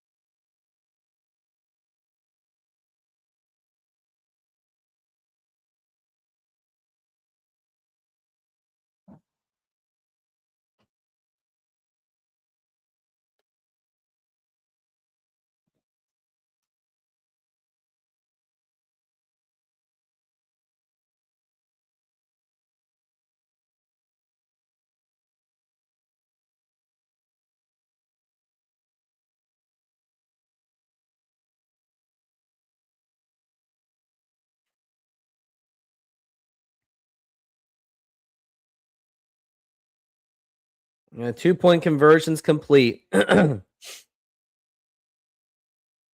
is now 23-22.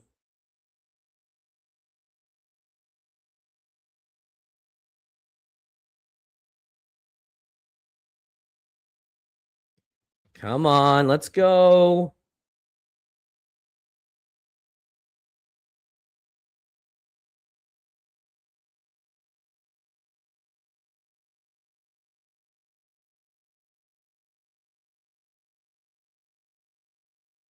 They reverse Iron Eagle and JJ Watt. That's funny. And they did milk the entire, well, not milk the third quarter, but whatever.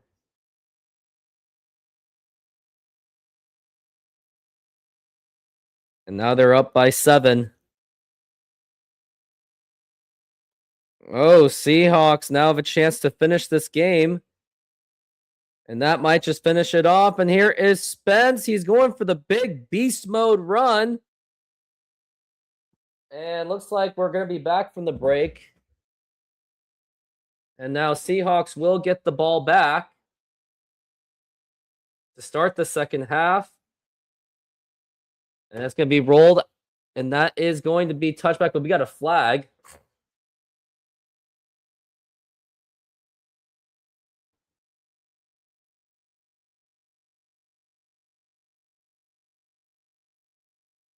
40-yard line, so Seahawks get another 5 yards.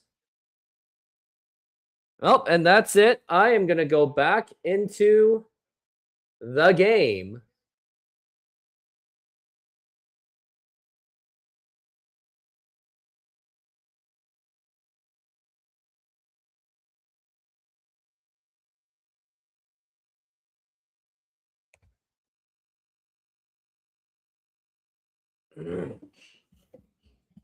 And now it's 1st and 10. Now here is Kenneth Walker going for a run. Stutter steps, and they pretty much a no gain on that one.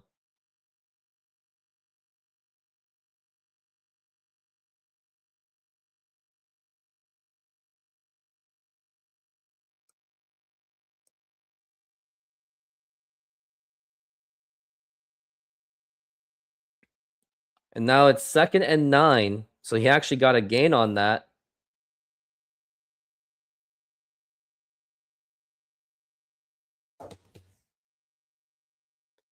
Second and 9. And now man in motion. Now here's Sam Darnold to pass. Now here is the pass that's going to be caught by A.J. Barner, and that's going to be a 1st down.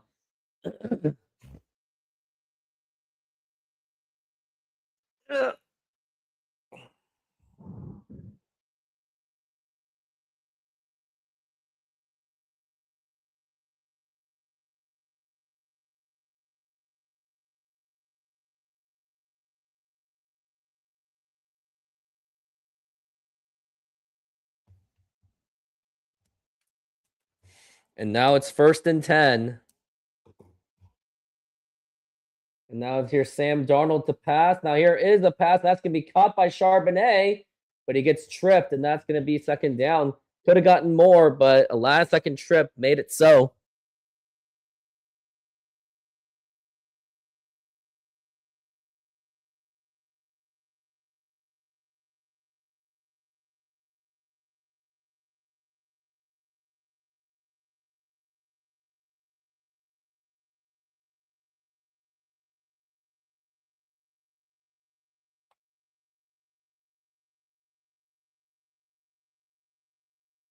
And now it's going to be a handoff to Charbonnet, and he dodges it. Now he breaks free. And could he go? No, he's going to go out of bounds, but that was a big run by Zach Charbonnet, as he has been making the big plays.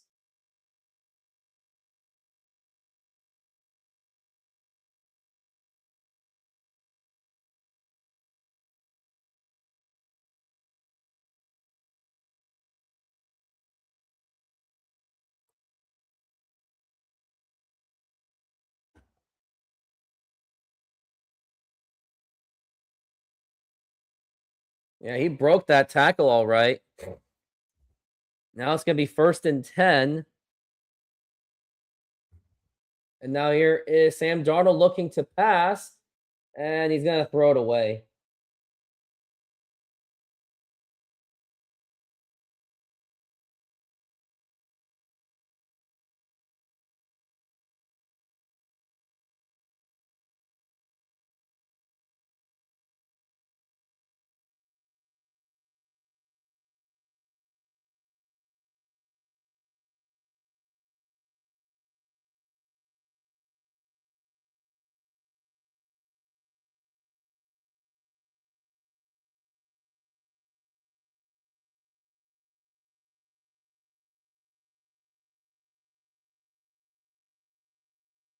Now it's 2nd and 10. Now here's a big pass, and that is going to be intercepted.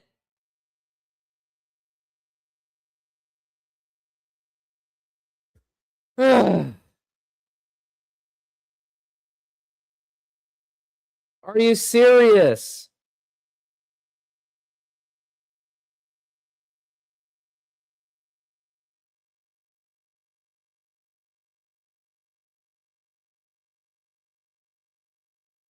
Maybe is this challengeable or reviewable?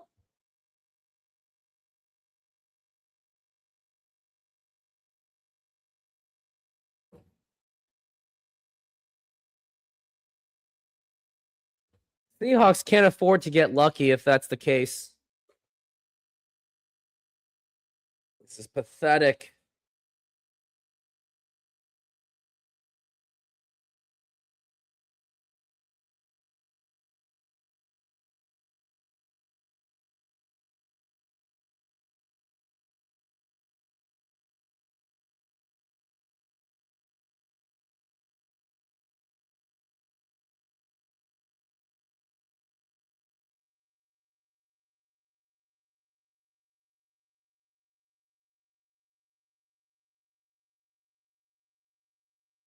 Oh, this is bad.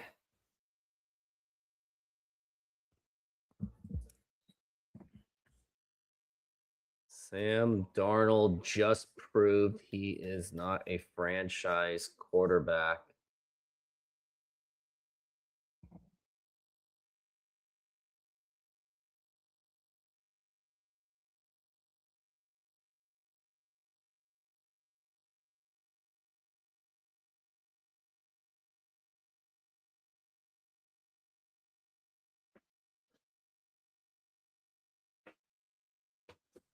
This is a catastrophe, I can tell you that.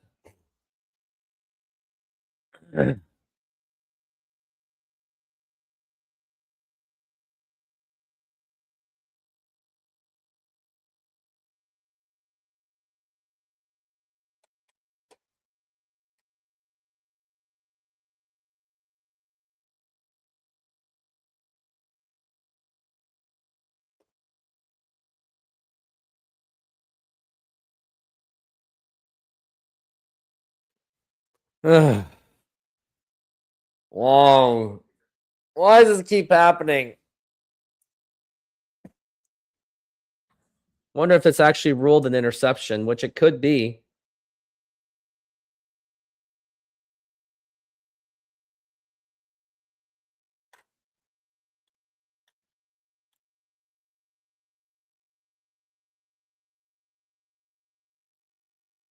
They called it an interception.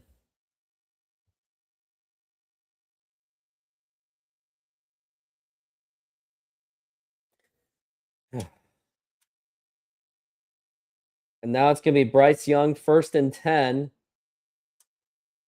And it was a very unnecessary pass. Like, it's not like it was like 3rd down or anything.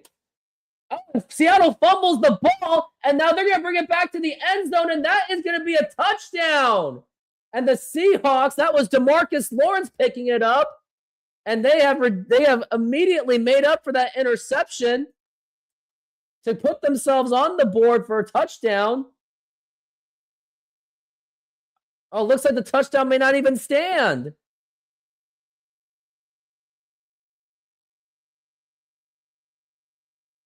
I want to know what's going on.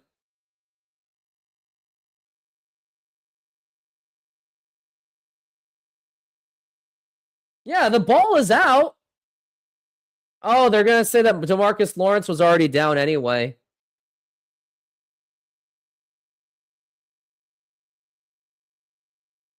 He was down by contact. So they make up for it, but that just gives Sam Darnold more opportunities to just throw an interception.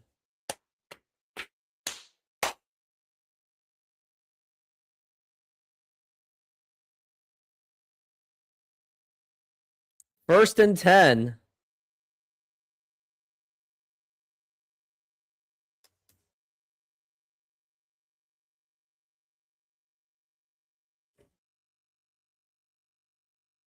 Now we're at 1st and 10.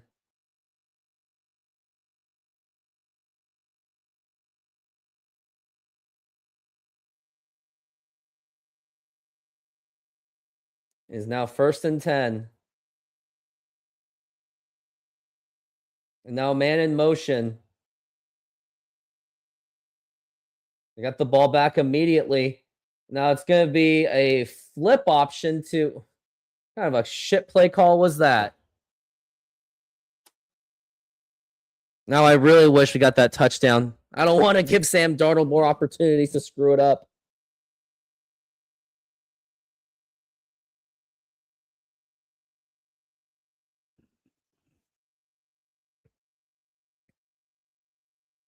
Now it's 2nd and 16.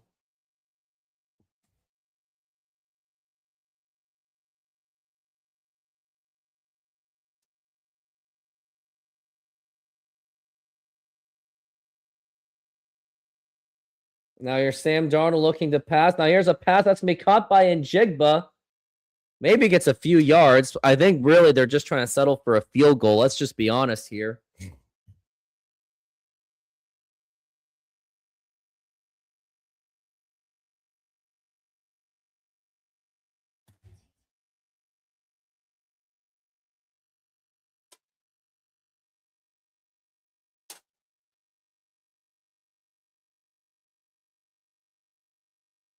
And now we're at 3rd and 9.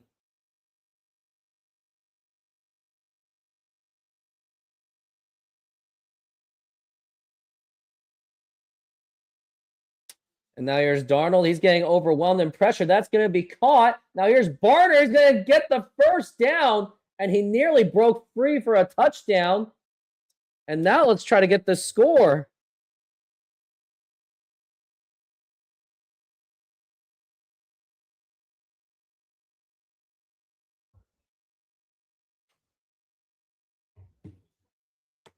And now it's going to be 1st and goal. Hand off to Zach Charbonnet. Starter steps, and he gets down.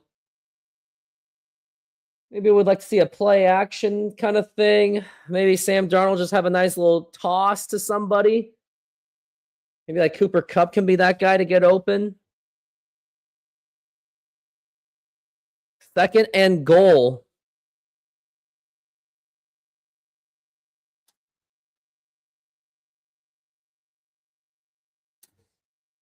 And now it's 3rd and 3.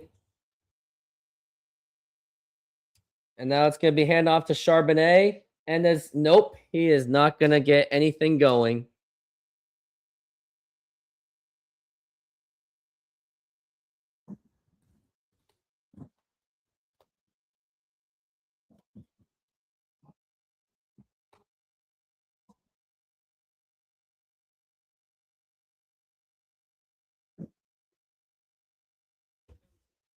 Now we're at 3rd and goal.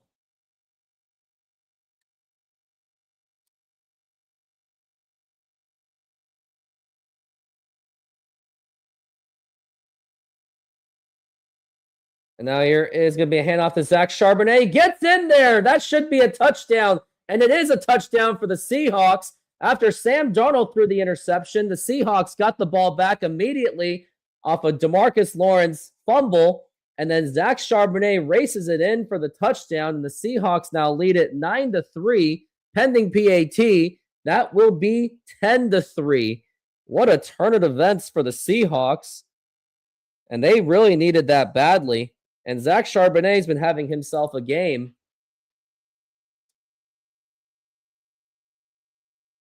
And they nearly scored off the fumble, too. That was the crazier part of it. And he kick is up, and it's good.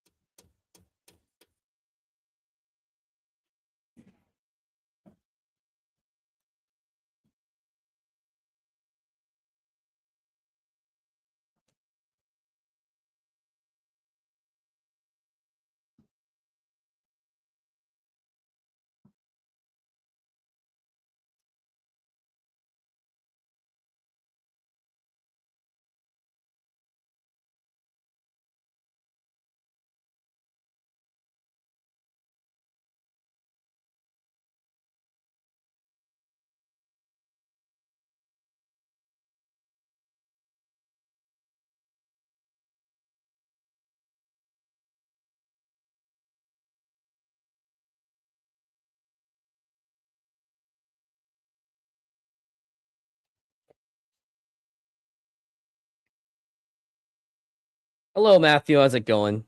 Thank you for being here.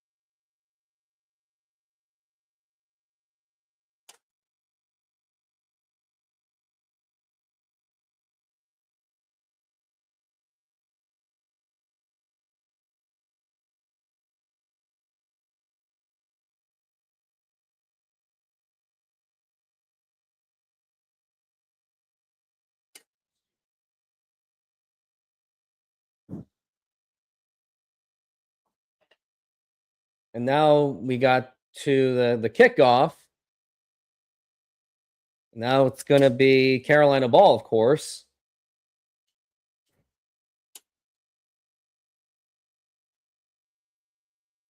It was that interception, but then wasn't to be much after that.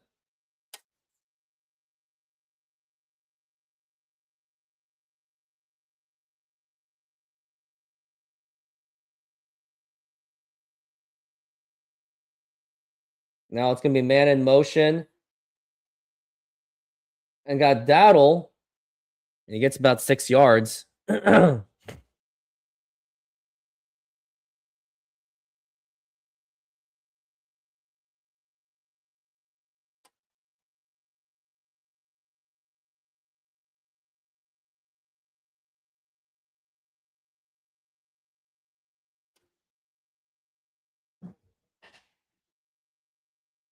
And now it's 2nd and 3.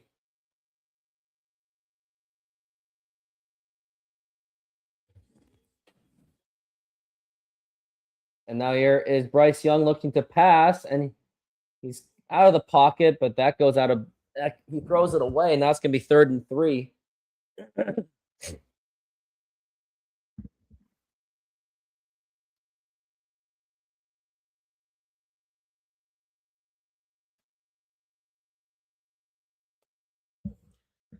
Carolina, if they win today and Tampa Bay loses, they clinch the playoffs, or they're going to have to wait till next week to beat Tampa Bay. Now it's going to be 3rd and 3.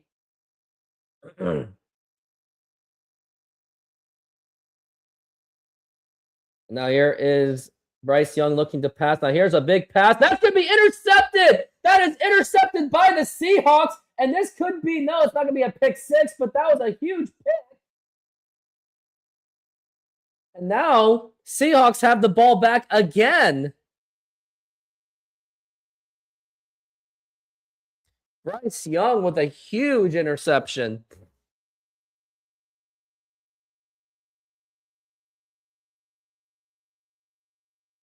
I'm in absolute shock.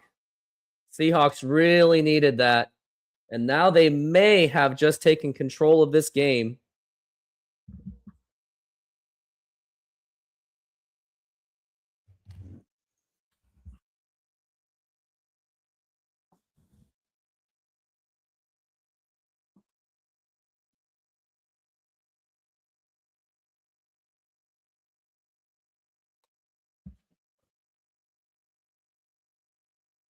This one is very costly indeed.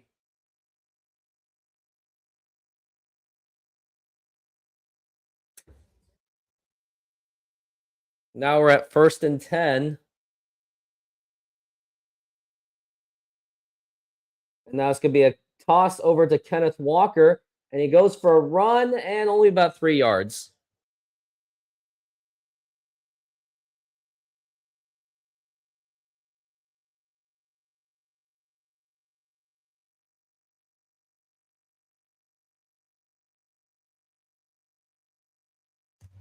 Now it's 2nd and 7 for Seattle.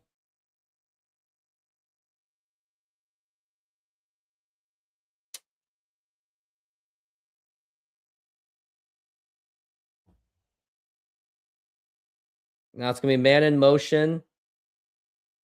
And it's going to be a handoff to Zach Charbonnet, and he's been on fire. He gets about a few yards, but now it's going to be a 3rd and 3.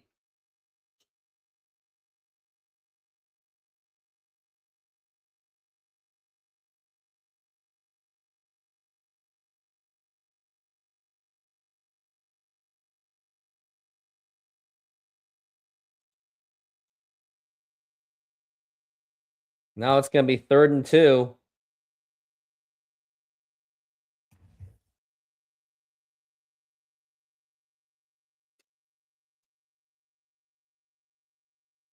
Man in motion. And now here's Zach Charbonnet. And he's going to get that.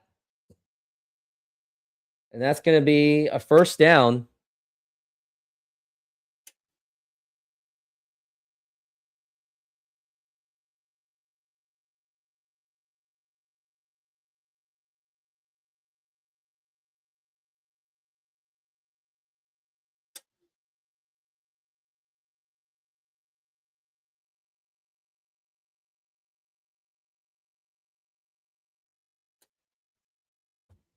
Now it's going to be 1st and 10. And now it's going to be a throw, and that's going to be caught to A.J. Barner. He's going to get in there for the touchdown. And the Seahawks have now broken this game open. It is now 16-3 pending PAT. That will be 17-3. It was Seahawks defense has been carrying the load for this team.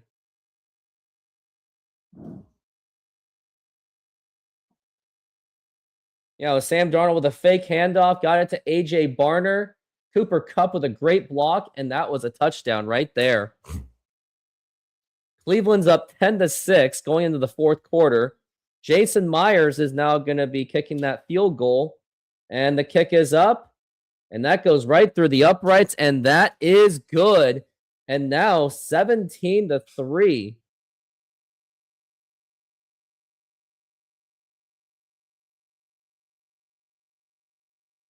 Barner did the rest of the work.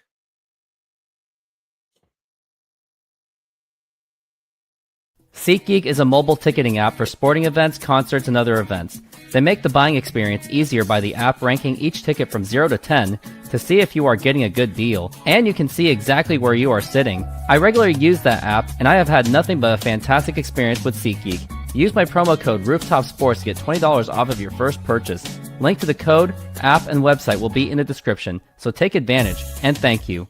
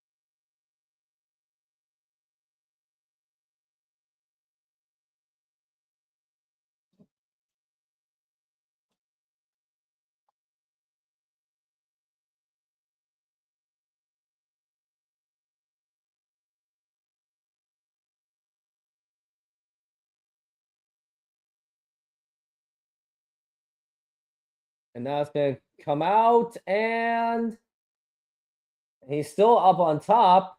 He goes to the 30.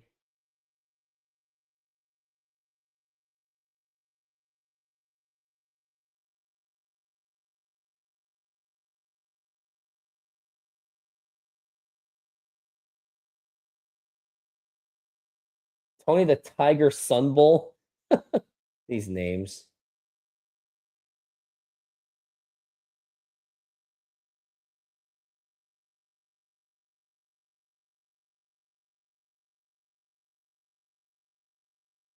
Now it's going to be 1st and 10 for Carolina. And now it's going to be a fake handoff. And now it's going to be a pass to the tight end. That was Evans. He gets about 6 yards on that one.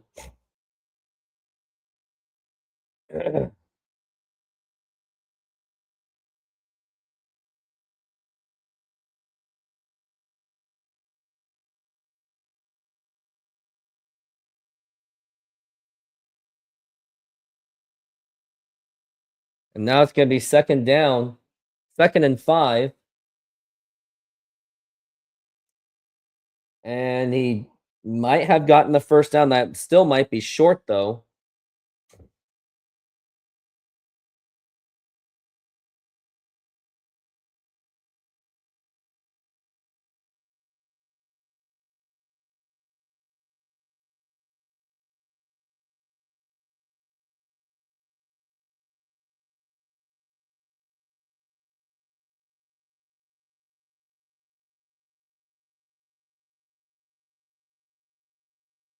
And now it's going to be Bryce Young on a 3rd and 1. And a pass. That's going to be caught. But is he in bounds?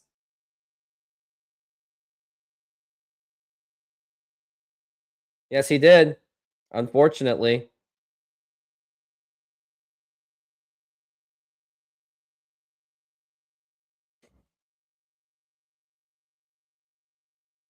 Looks like they're getting the challenge flag. Mike McDonald wants that challenge.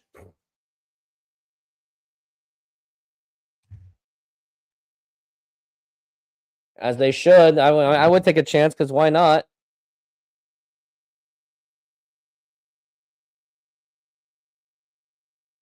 Yeah, the ball may have hit the ground, so I don't know if he got full possession on that.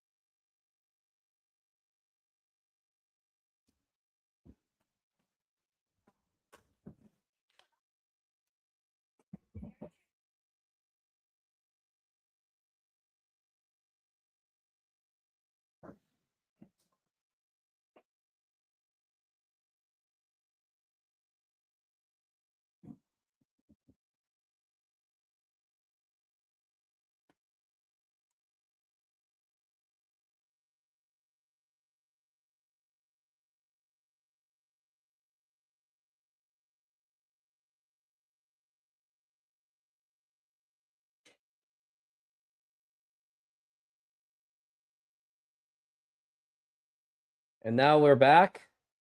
Now it's going to be 4th and 1. They did rule it as a 4th down, and they're going for it, actually.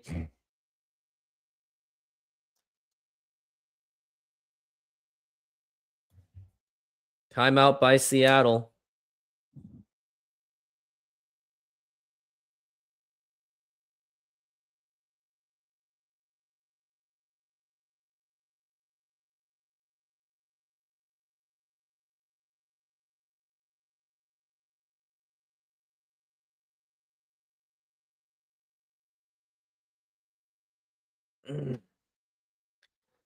Still 4th and 1.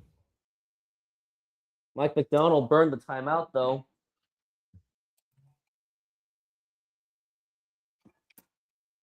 Let's see what Carolina's going to do. A very long one. And looks like they're going to try to go for a blitz. Now here's Bryce Young to pass. And he gets out of the pocket. He might actually have some room to get the first down. And he will get the first down, going to close to 50. And don't try to push him because you'll get tacked on extra yards against you.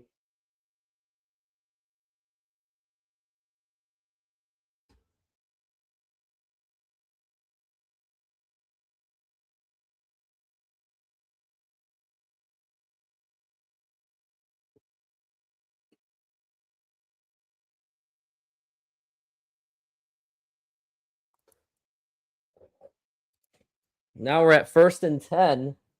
They are 2 for 3 on 4th down conversions. And now here's going to be a fake handoff. And it's going to be Bryce Young to maybe get 1 yard.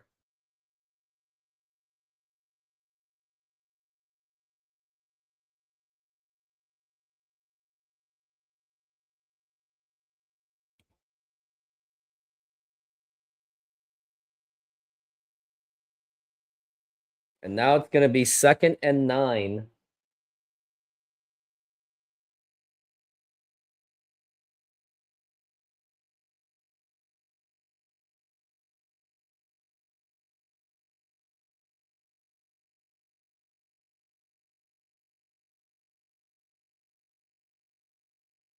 Now it's 2nd and 9. And now it's going to be... He gets hit. It's going to be 3rd down.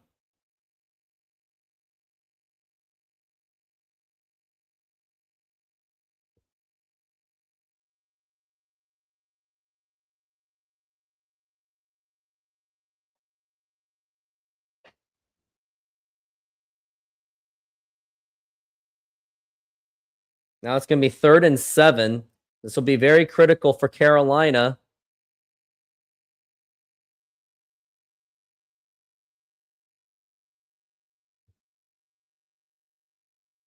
And now it's going to be the pass.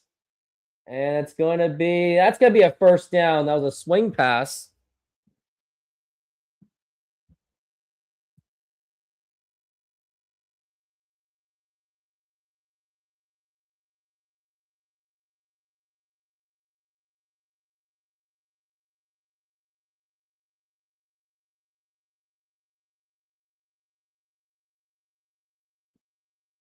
It looks like they do have momentum. They are well in. They're now getting close to that field goal range.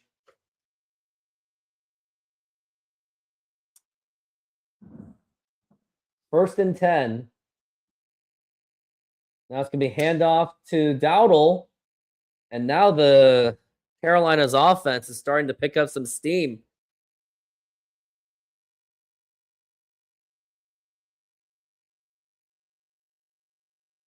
This is where I'm getting really nervous. Now it's 2nd and 2.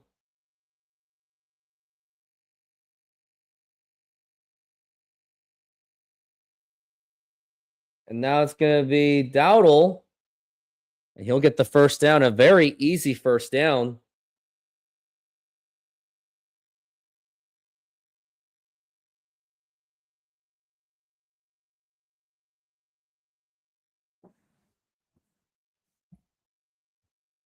Now it's going to be 1st and 10.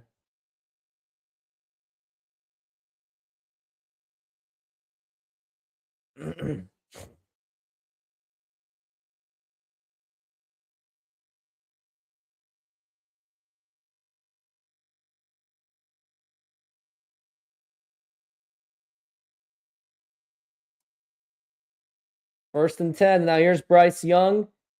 And they are just connecting it everywhere. They're getting at least 8 yards on these things.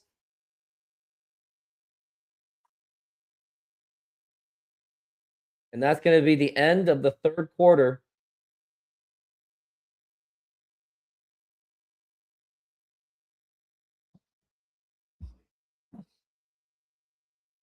Now 17-3. How's it going? Well, the game's making me stressed, that's all.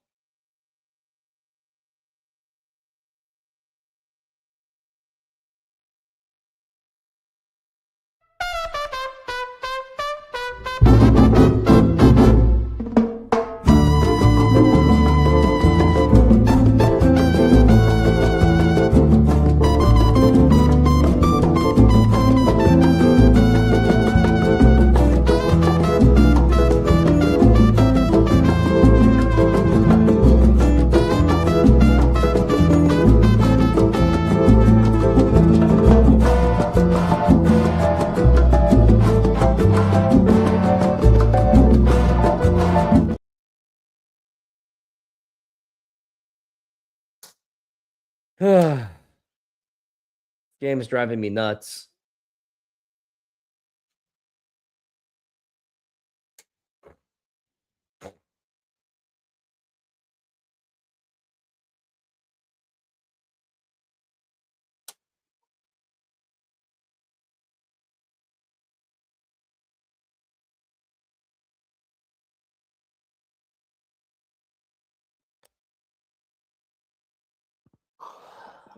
Mm.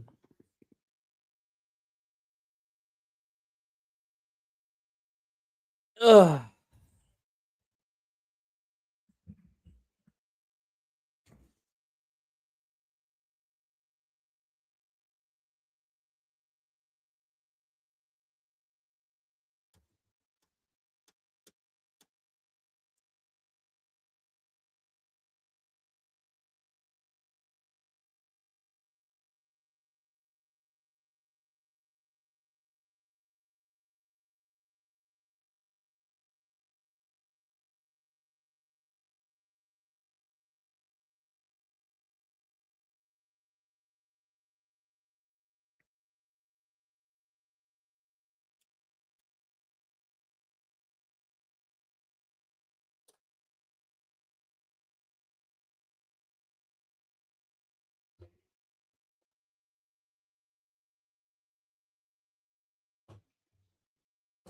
Now we're at 2nd and 2.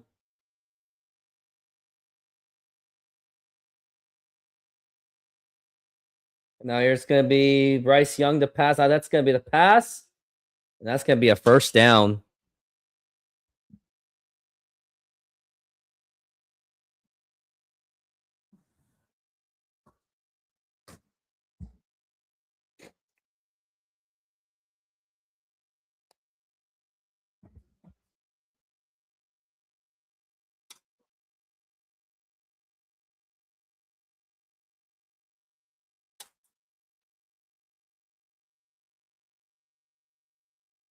Twelfth play of the drive. And now here's Bryce Young to pass. Got all day. Now here is a short pass to the back. And still gets yards on that.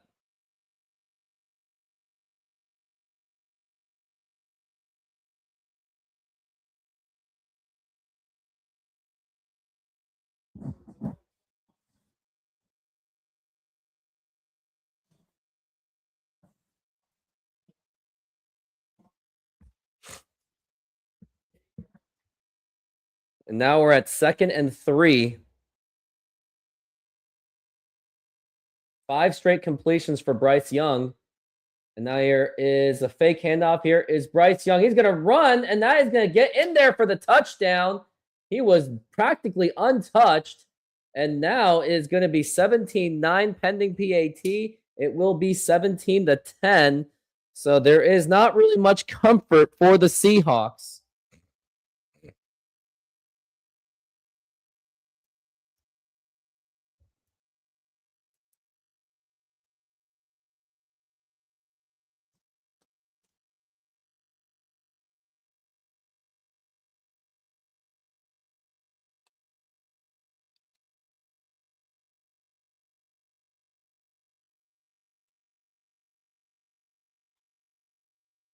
He puts it up, and that is good.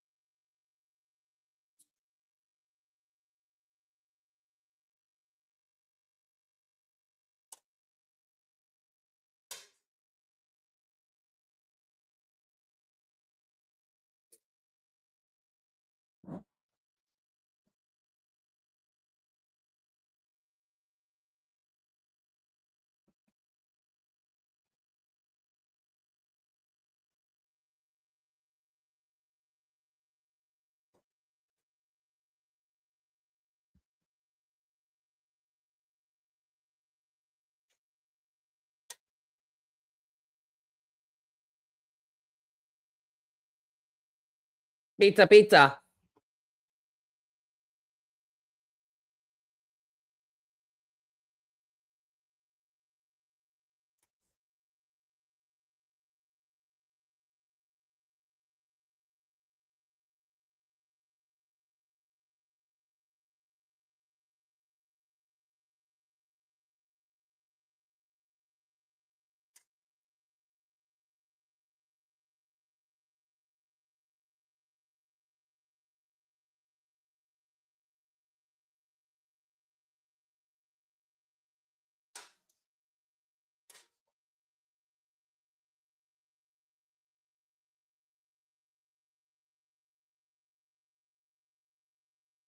And we're back from the break.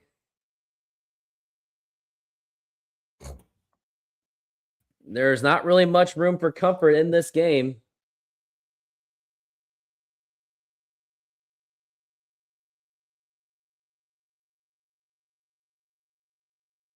And now the kickoff is done. That's going to be to the 10 to the 20, going to the 30, and he gets taken down. Actually, he was standing up, possibly to the 35. But the Seahawks and Sam Darnold are going to have to come up with something big, because if they give the ball away, that gives Carolina a chance to tie the game, which you do not want. Looks like Miami is starting to close in on Tampa Bay. So either way, it looks like Carolina will be in line to make the playoffs, no matter what happens in this game.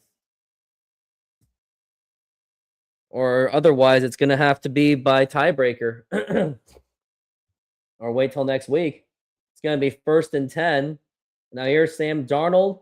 And now he's looking to pass to Kenneth Walker. He's going to try to fake him out. He gets past him. Nope. That's going to be a no gain right there.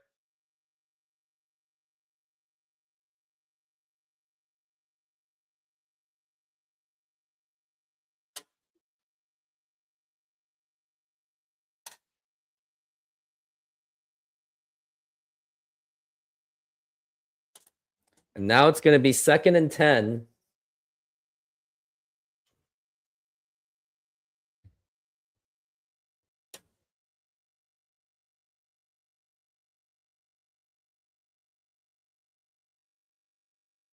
And now it's going to be handoff to Kenneth Walker. And he gets at least 6 or 7 yards. But you're going to have to, go for some kind of a pass.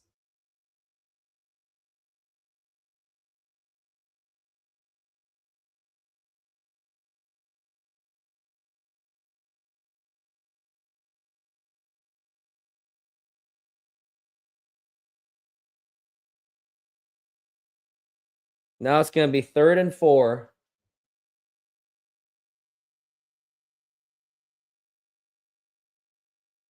Third and 4.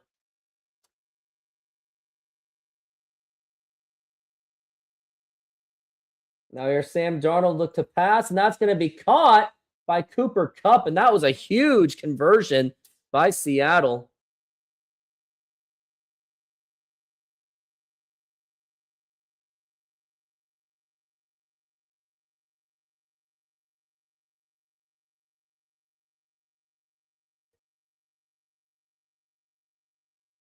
Cooper Kupp was able to get it, and now that's going to be a 1st down. Now it's 1st and 10, and now it's going to be a handoff to a toss to Kenneth Walker. Doesn't really get much. Maybe you should give it to Zach Charbonnet.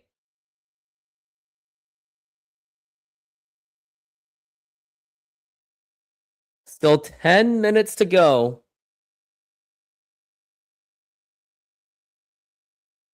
Ugh. Now it's going to be 2nd and 9.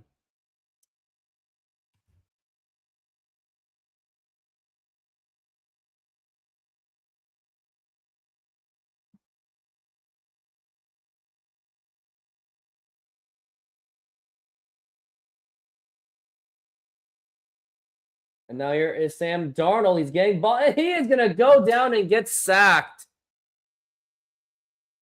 Absolutely frustrating. Just embarrassing, too.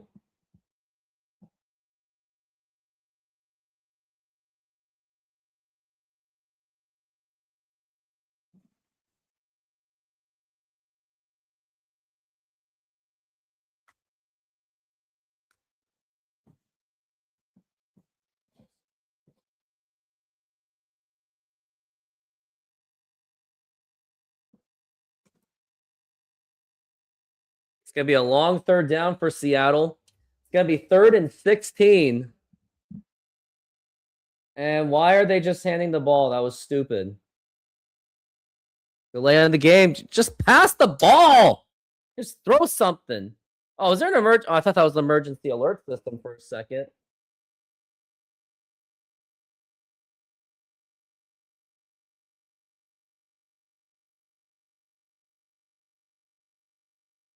Why were you trying to hand the ball off? It's a 3rd and 21. Go for some kind of a big pass or something.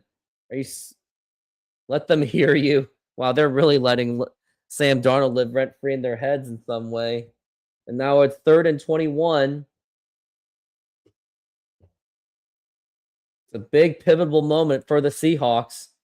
And he's going for a short pass to Jackson Smith and Jigba. He's going to get like almost no yards. And they're going to have to punt the ball away. Oh, looks like we got a flag.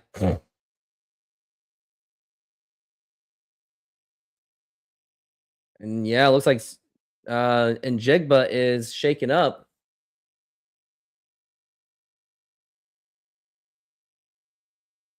Yep, another. Oh, yeah, that's not good. Face mask. That's going to be an automatic first down right there. Seahawks just caught a break.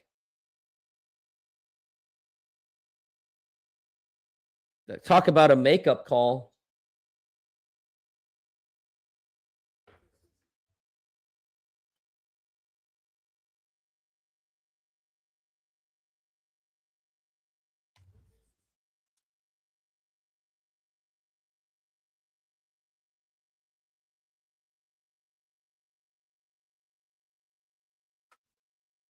Now it is into Carolina territory. That's the bright spot. Now we're at 1st and 10.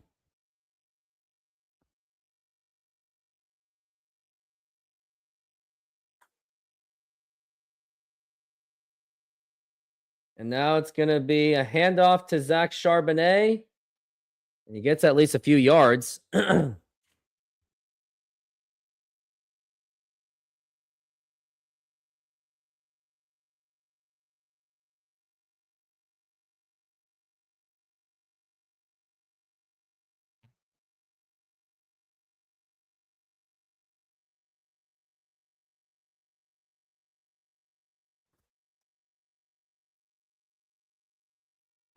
Now it's 2nd and 6.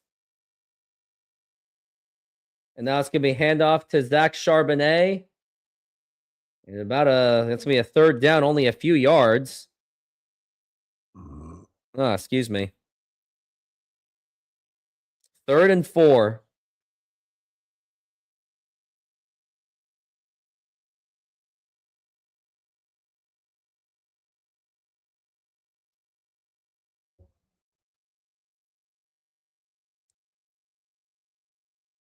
Third and 4.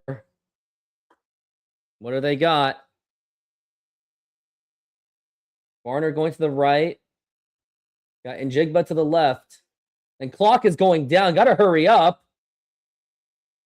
And now here is Sam Darnold to pass and barely gets off. Gets it to Njigba. And that is another big first down for the Seahawks. And now they're well in the field goal range. And they could make this a 2-possession game.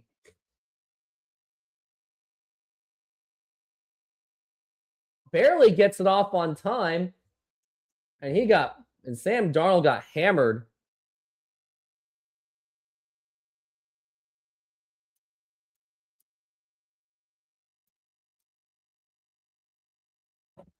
Darnold not exactly having a great game. Under 8 minutes to go. 17-10. 1st and 10 on the 30 in Carolina territory. They are in field goal range. Fake handoff, and now he's getting overwhelmed already. Has to run out of the pocket. Now here's the pass, and that's going to be caught by Jackson Smith and Jigba again. That could be another first down if his foot is within. That was a nice pass, and now Seahawks seem to be taking control. They definitely dodged the bullet.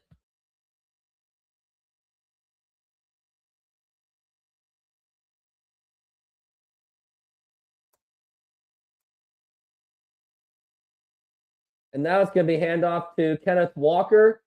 Maybe about a few yards on that.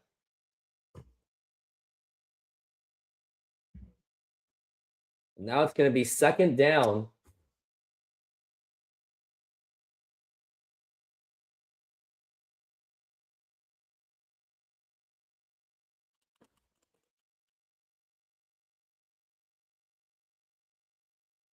Second and 8.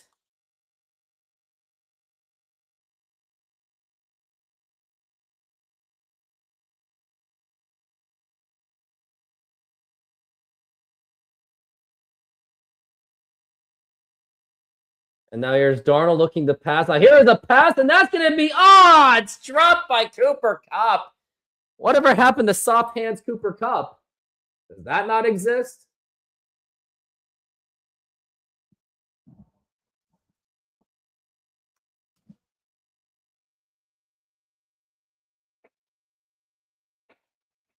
He was just so close.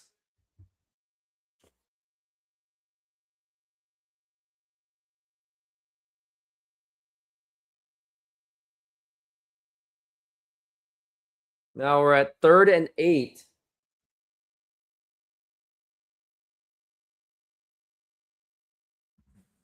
And now it's going to be a huge critical play. And now here's Sam Darnold already out of the pocket. He's going to go for a run, and he's going to settle to get for the 4th down. And now it's going to be Jason Myers going to be kicking that field goal.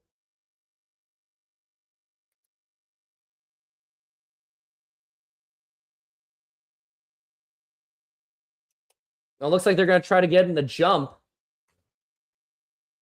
But it's kind of obvious. They're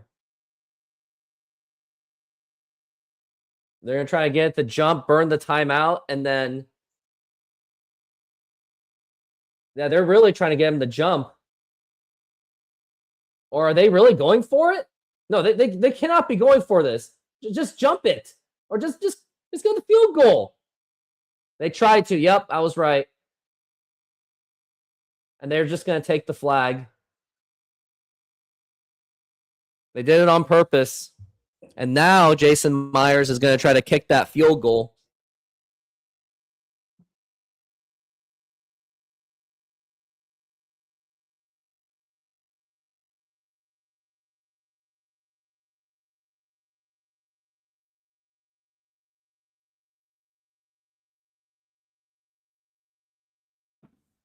And now Jason Myers is going to try to kick the field goal.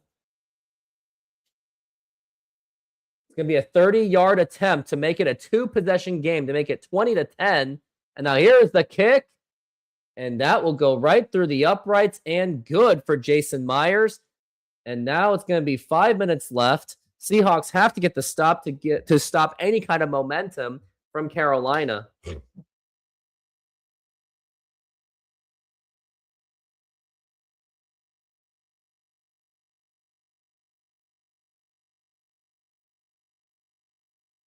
Senor, tell me how you make a thin crust Sahara pizza. With your hands. Cornmeal.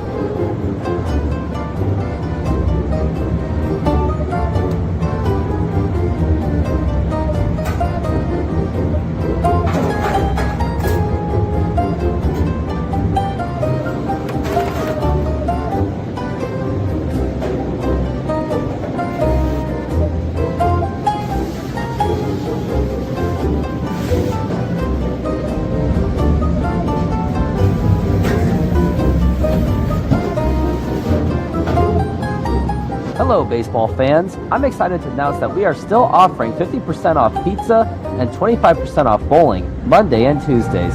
Head on over to Snoqualmie Sahara Pizza. This deal will go through May. And that's how you make a Sahara pizza. Beautiful thing.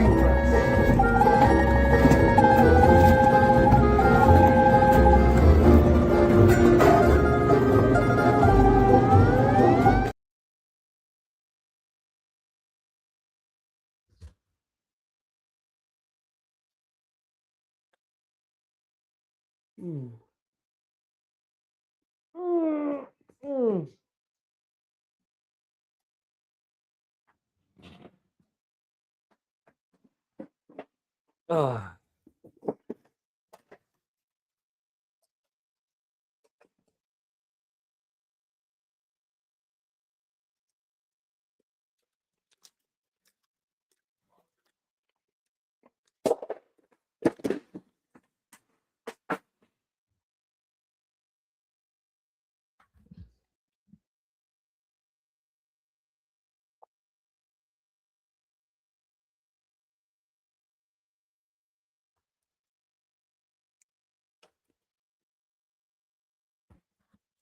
And we are back from the break. Less than 6 minutes to go. And this will give the Seahawks an opportunity to be within one game of closing in on not only the division, but the top seed in the NFC. And now they're going to bring it out. And he goes down. Let's look at the other scoreboards going around the league.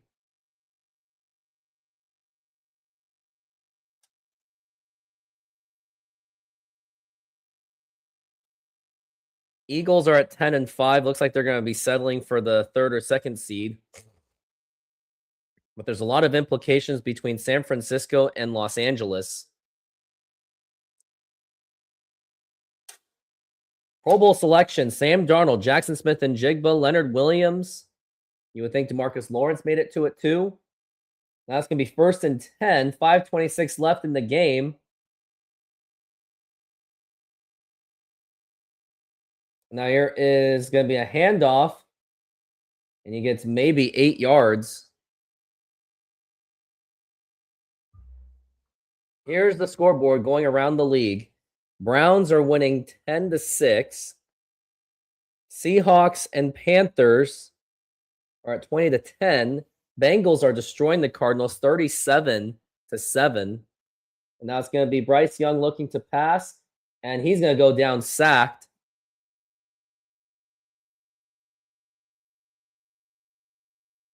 Titans are beating the Saints 26-20. Jacksonville is beating the Colts. And now we're at 3rd and 6. Buccaneers are trying to draw it close. Next games are Giants and Raiders, and also the 49ers. And now it's going to be, and a sack, another one. And that's going to be a 4th down. And I wonder if they're going to go for it or are they just going to punt? I have no idea what they're going to do. Yeah, they're going to punt. They got to punt it. There's no way they can go for it in that kind of deep of their own territory. Nope, they're going to go for it on a 4th and 17, but anything is possible, right?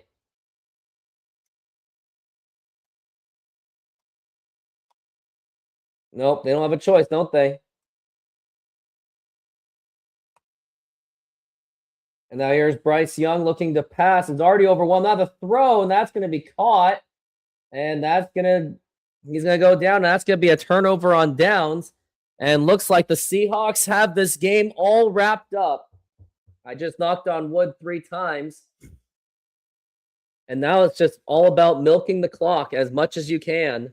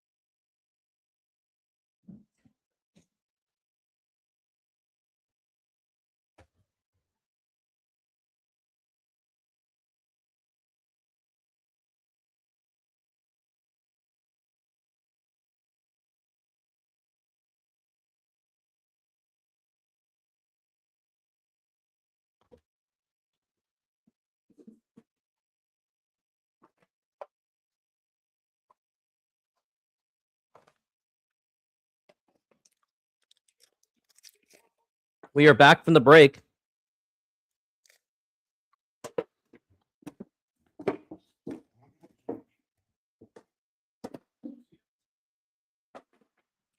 First and 10. And now it's going to be a handoff to Zach Charbonnet. And he's going to get through. And I think they are really trying to milk this clock. But timeout's going to be taken by Carolina. So technically, this game is still far from over.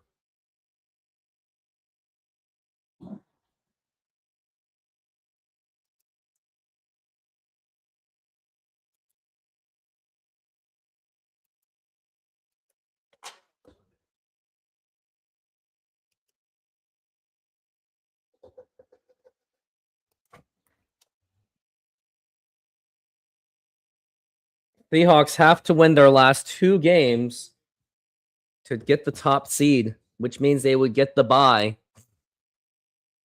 And now we're at 2nd and 6.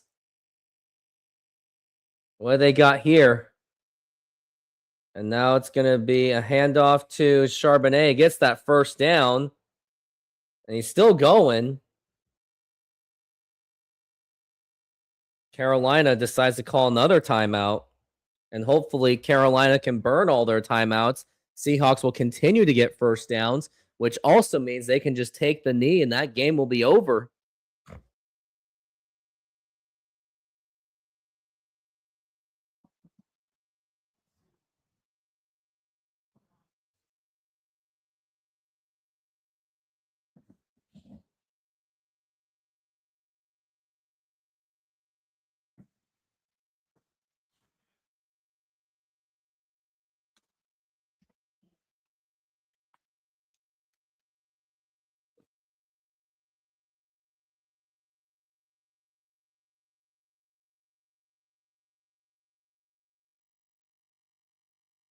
First and goal. If he just scored a touchdown, it's pretty much over. And they're just going to hand off to Charbonnet. And he gets closer and closer to get the touchdown. Zach Charbonnet has over 100 yards. You would figure that he was going to have over 100 yards.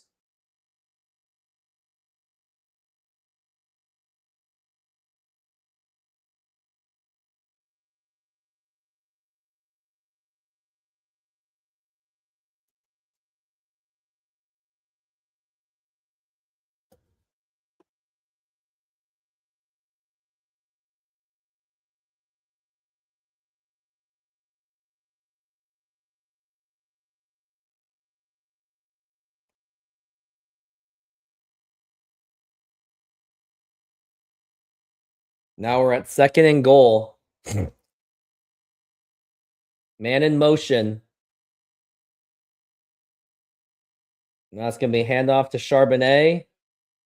And he gets stopped. The clock is going down, though.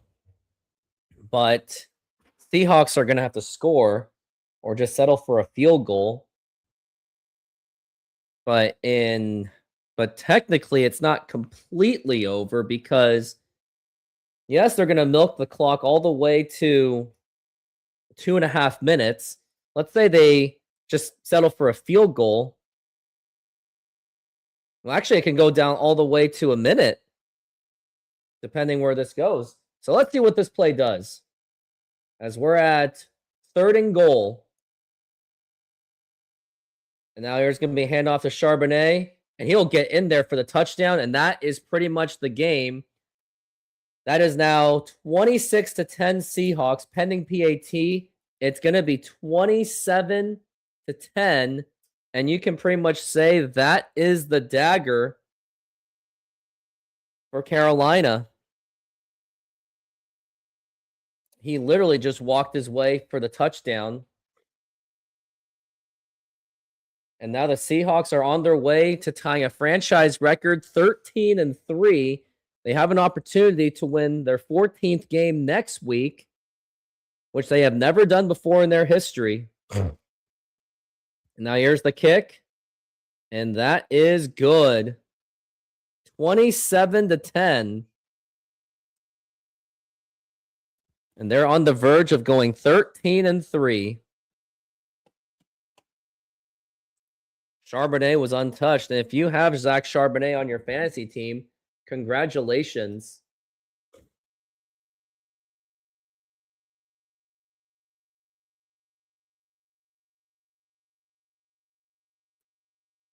Now we're at 27-10.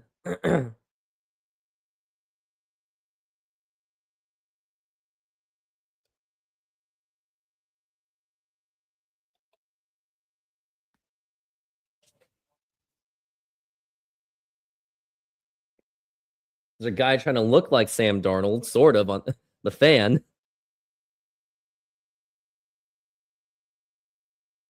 Now it's going to be a kickoff by Jason Myers, but with 2:31 left and no timeouts, it's pretty unlikely that Carolina will make a comeback. I mean, if you want to know what a comeback would look like, as we got a kickoff,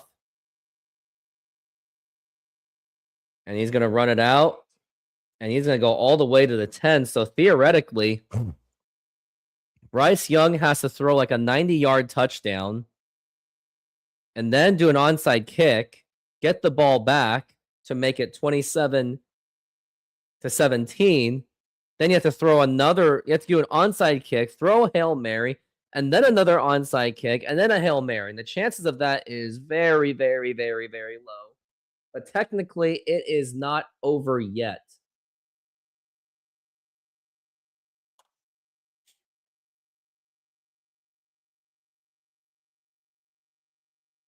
And now it's 1st and 10.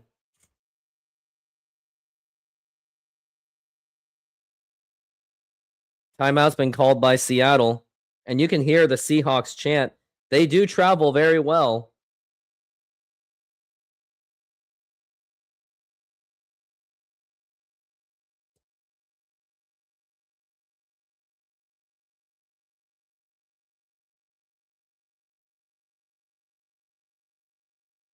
That fan is very excited because he looks like Sam Darnold.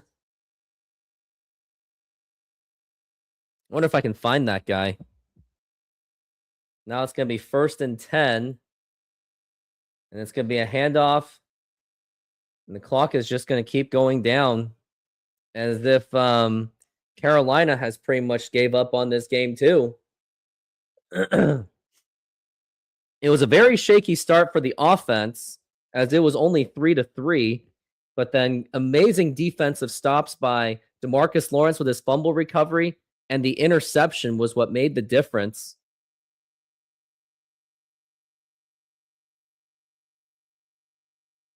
Seahawks have remained in control of this game.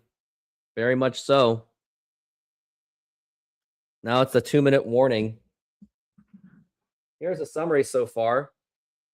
Zach Charbonnet had a really big run leading to a Jason Myers field goal. Sam Darnold's been having his problems. He threw interceptions. He fumbled the ball. The not going for the field goal, I think they should have went for that field goal when it was 3-3 at the time. Should have made it 6-3. Sam Darnold threw a pick at the end zone.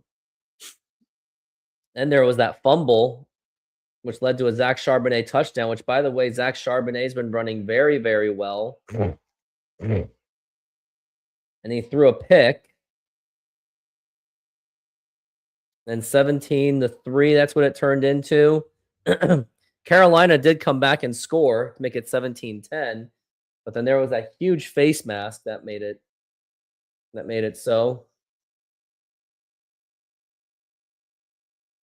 And then a 4th down, which led it to making it to be 27-10.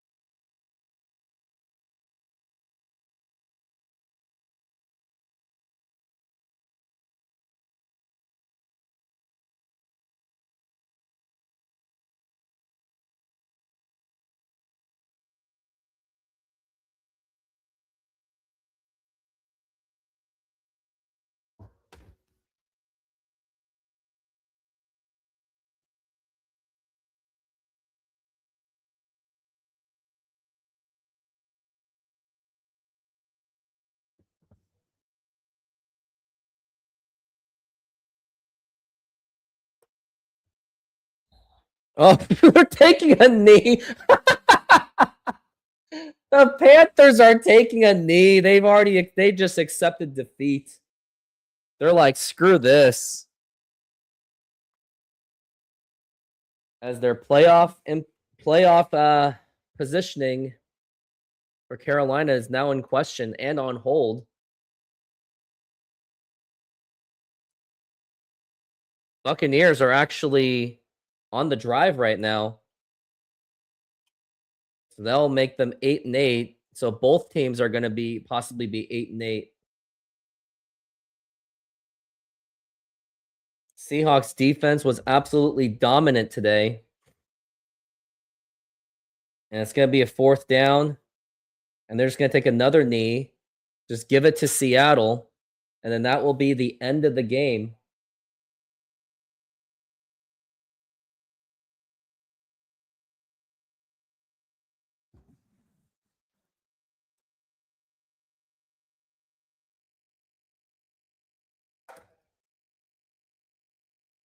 Can you hear the Seahawks chant?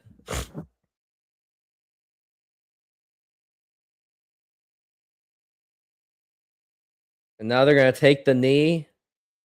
That means offensive change. Drew Lock is probably going to be the one to take it.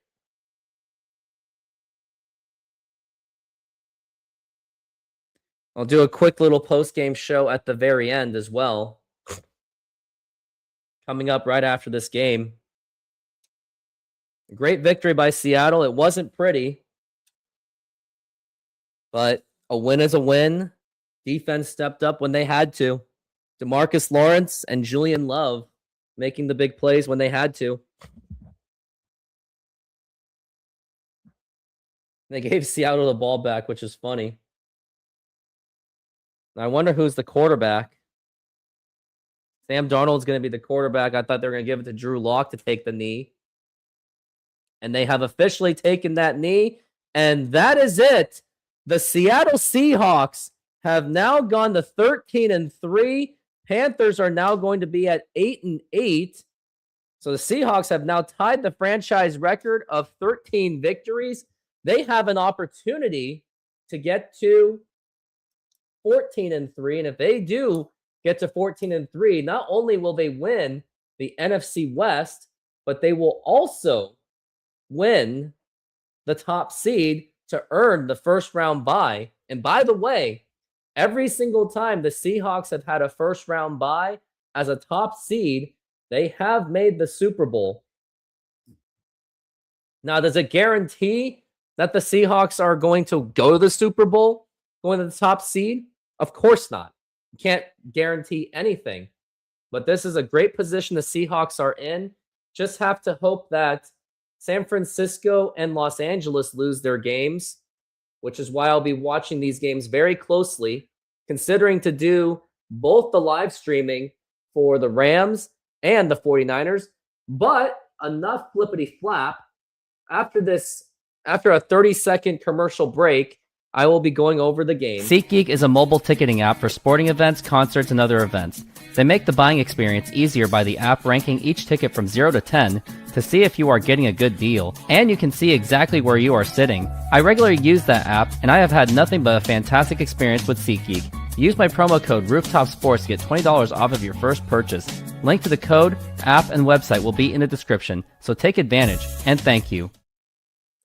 Thank you. And if you are planning to go to the Seahawks game next week in San Francisco, definitely use my promo code RoofTopSports to save $20 on a potentially high leverage kind of football game. But let's go straight to the summary. So it started with the Seahawks and Carolina. They pretty much exchanged each other with bad drives on themselves. But then eventually, Zach Charbonnet had this really big run that led to Jason Myers kicking the field goal to make it 3-0. And Seahawks defense was doing an excellent job holding Carolina's offense. At one point, they gave up just one first down until they gave up a field goal to make it 3-3. And that's when first downs were kind of happening. The first big, terrible thing that we saw was when Sam Darnold got fumbled because the offensive line just wasn't there. honestly, even though I don't really like Sam Darnold, but I have to say that, I mean, the line didn't really give him good coverage, but he kind of held on to the ball too long. That was just my opinion on it. If you think otherwise, put it in the comments on this video after you hit that subscribe button, of course. And then the other critical thing, and luckily that was what led to that, just the field goal only.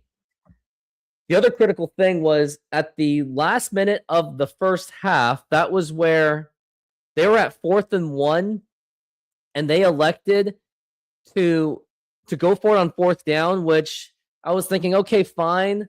Let's get them to better field goal range, but I would have trusted Jason Myers to see if he can kick it because it was already in a position where the Seahawks could have simply just I think they could have trusted Jason Myers to kick that field goal, but I guess what they were risking, because they were technically not in field goal range, they did not want to take that risk and give Bryce Young an opportunity to throw a Hail Mary. So that's what they were trying to avoid now that you're processing it and thinking it through rather than just thinking about it in the emotion. And then at the start of the second half, it looked like the Seahawks were going to race down the field, score a quick touchdown, or just make it 6-3. And then Sam Darnold, I'd like to say this. I think he unnecessarily tried to throw like a home run ball to Jackson Smith and Jigba, which led to that interception. But luckily, thankfully, right after that, DeMarcus Lawrence forced the fumble, which was at first going to be a fumble 6 for a touchdown. But DeMarcus Lawrence was already tackled when he was trying to get up. But eventually, that led to a Zach Charbonnet touchdown himself, and he was making those big runs. Excuse me. And then, the very next drive, it was an interception by Julian Love off of Bryce Young. And that was eventually leading to a nice touchdown by Sam Darnold to A.J. Barner. It was a very nice screenplay, and that made it 17-3. But then the very next following drive, Carolina raced down the field. We're getting first downs left and right consecutively, and that led to a touchdown to make it 17-10. But then on the very next drive, there was a face mask on Jackson Smith and Jigba, which, by the way, they got away with a face mask earlier in the game, which should have been given a first down, but it didn't. But this time the referees did, and that's when the Seahawks were conceding to give the ball back, which Carolina could have had a chance to tie up the game, but they don't. And that's what made it 20-10 on a Jason Myers field goal. And then by that, it seemed like the momentum was just killed because of that, because Seahawks were able to force a fumble, not a fumble, a fourth down turnover. And then that led to a touchdown with Zach Charbonnet. And that's how the Seahawks did win their game. So overall take was Sam Darnold was struggling. He really needed the defense. That's why I have my concerns on Sam Darnold, that I'm just not sure if he can actually I'm not sure if he can win those big games when it's needed the most. So I don't know. And that just shows how much the defense was just an absolute force today. Like, this is probably one of the better defensive performances that I had ever seen from the Seattle Seahawks this entire season, especially against a pretty formidable team, Carolina Panthers, which, by the way, they have to wait till next week to see if they can have an opportunity to make the playoffs. And I want to see, as of now, the score for the Buccaneers. Buccaneers actually lost. So in order for the Buccaneers to make the playoffs and Panthers to not, it looks like Buccaneers have to win their game. And now we could have a below 500 record playoff team. So I guess we'll have to see from there. Or Carolina's just going to have to win. But that's beside the point. And now implications are this. If the Seahawks are going to win the division and the top seed, they need the Rams to lose and they need the 49ers to lose. So that's what's going to be. Now let me double check and see, what do the Seahawks need to get the top seed? Can the Seahawks win division today? I don't know. Trying to figure out what this is. So Seahawks will clinch the NFC West title and number one seed if the Seahawks win and Rams lose or tie, or San Francisco and Chicago can tie. Now for next week, Seahawks will clinch the division with a Rams loss or San Francisco loss or tie. So basically, both teams have to lose. So we'll see where it goes. Now, I want to go to the final stat line before I get out of here. We've got Sam Darnold, 18 for 27, 147 yards, 1 touchdown and 1 interception. Zach Charbonnet had 18 carries for 110 yards, 2 touchdowns. He had an excellent game, including a 29-yard run. Kenneth Walker himself had 15 carries on 51 yards and 16 of the long yards. Jackson Smith and Jigba had 9 receptions. A.J. Barner made the bigger plays, more impact plays, where he scored the touchdown. And now for Carolina, Bryce Young only had 54 yards of passing. That is just terrible. He had 54 yards passing. Just absolutely insane. Rico Dowdle had 12 carries for 59 yards. And basically, the offense for Carolina was just absolutely terrible. So we're going to have to see how the Seahawks do against Carolina, how San Francisco does against Chicago and the Rams. So if you've been watching this video, chances are those results have already been done. But that's going to do it for me. I just want to say thank you for watching my show. Hope you enjoyed my intro of my live streaming. But hopefully we can see the Chicago Bears win their game. I'm taking off. Go Hawks.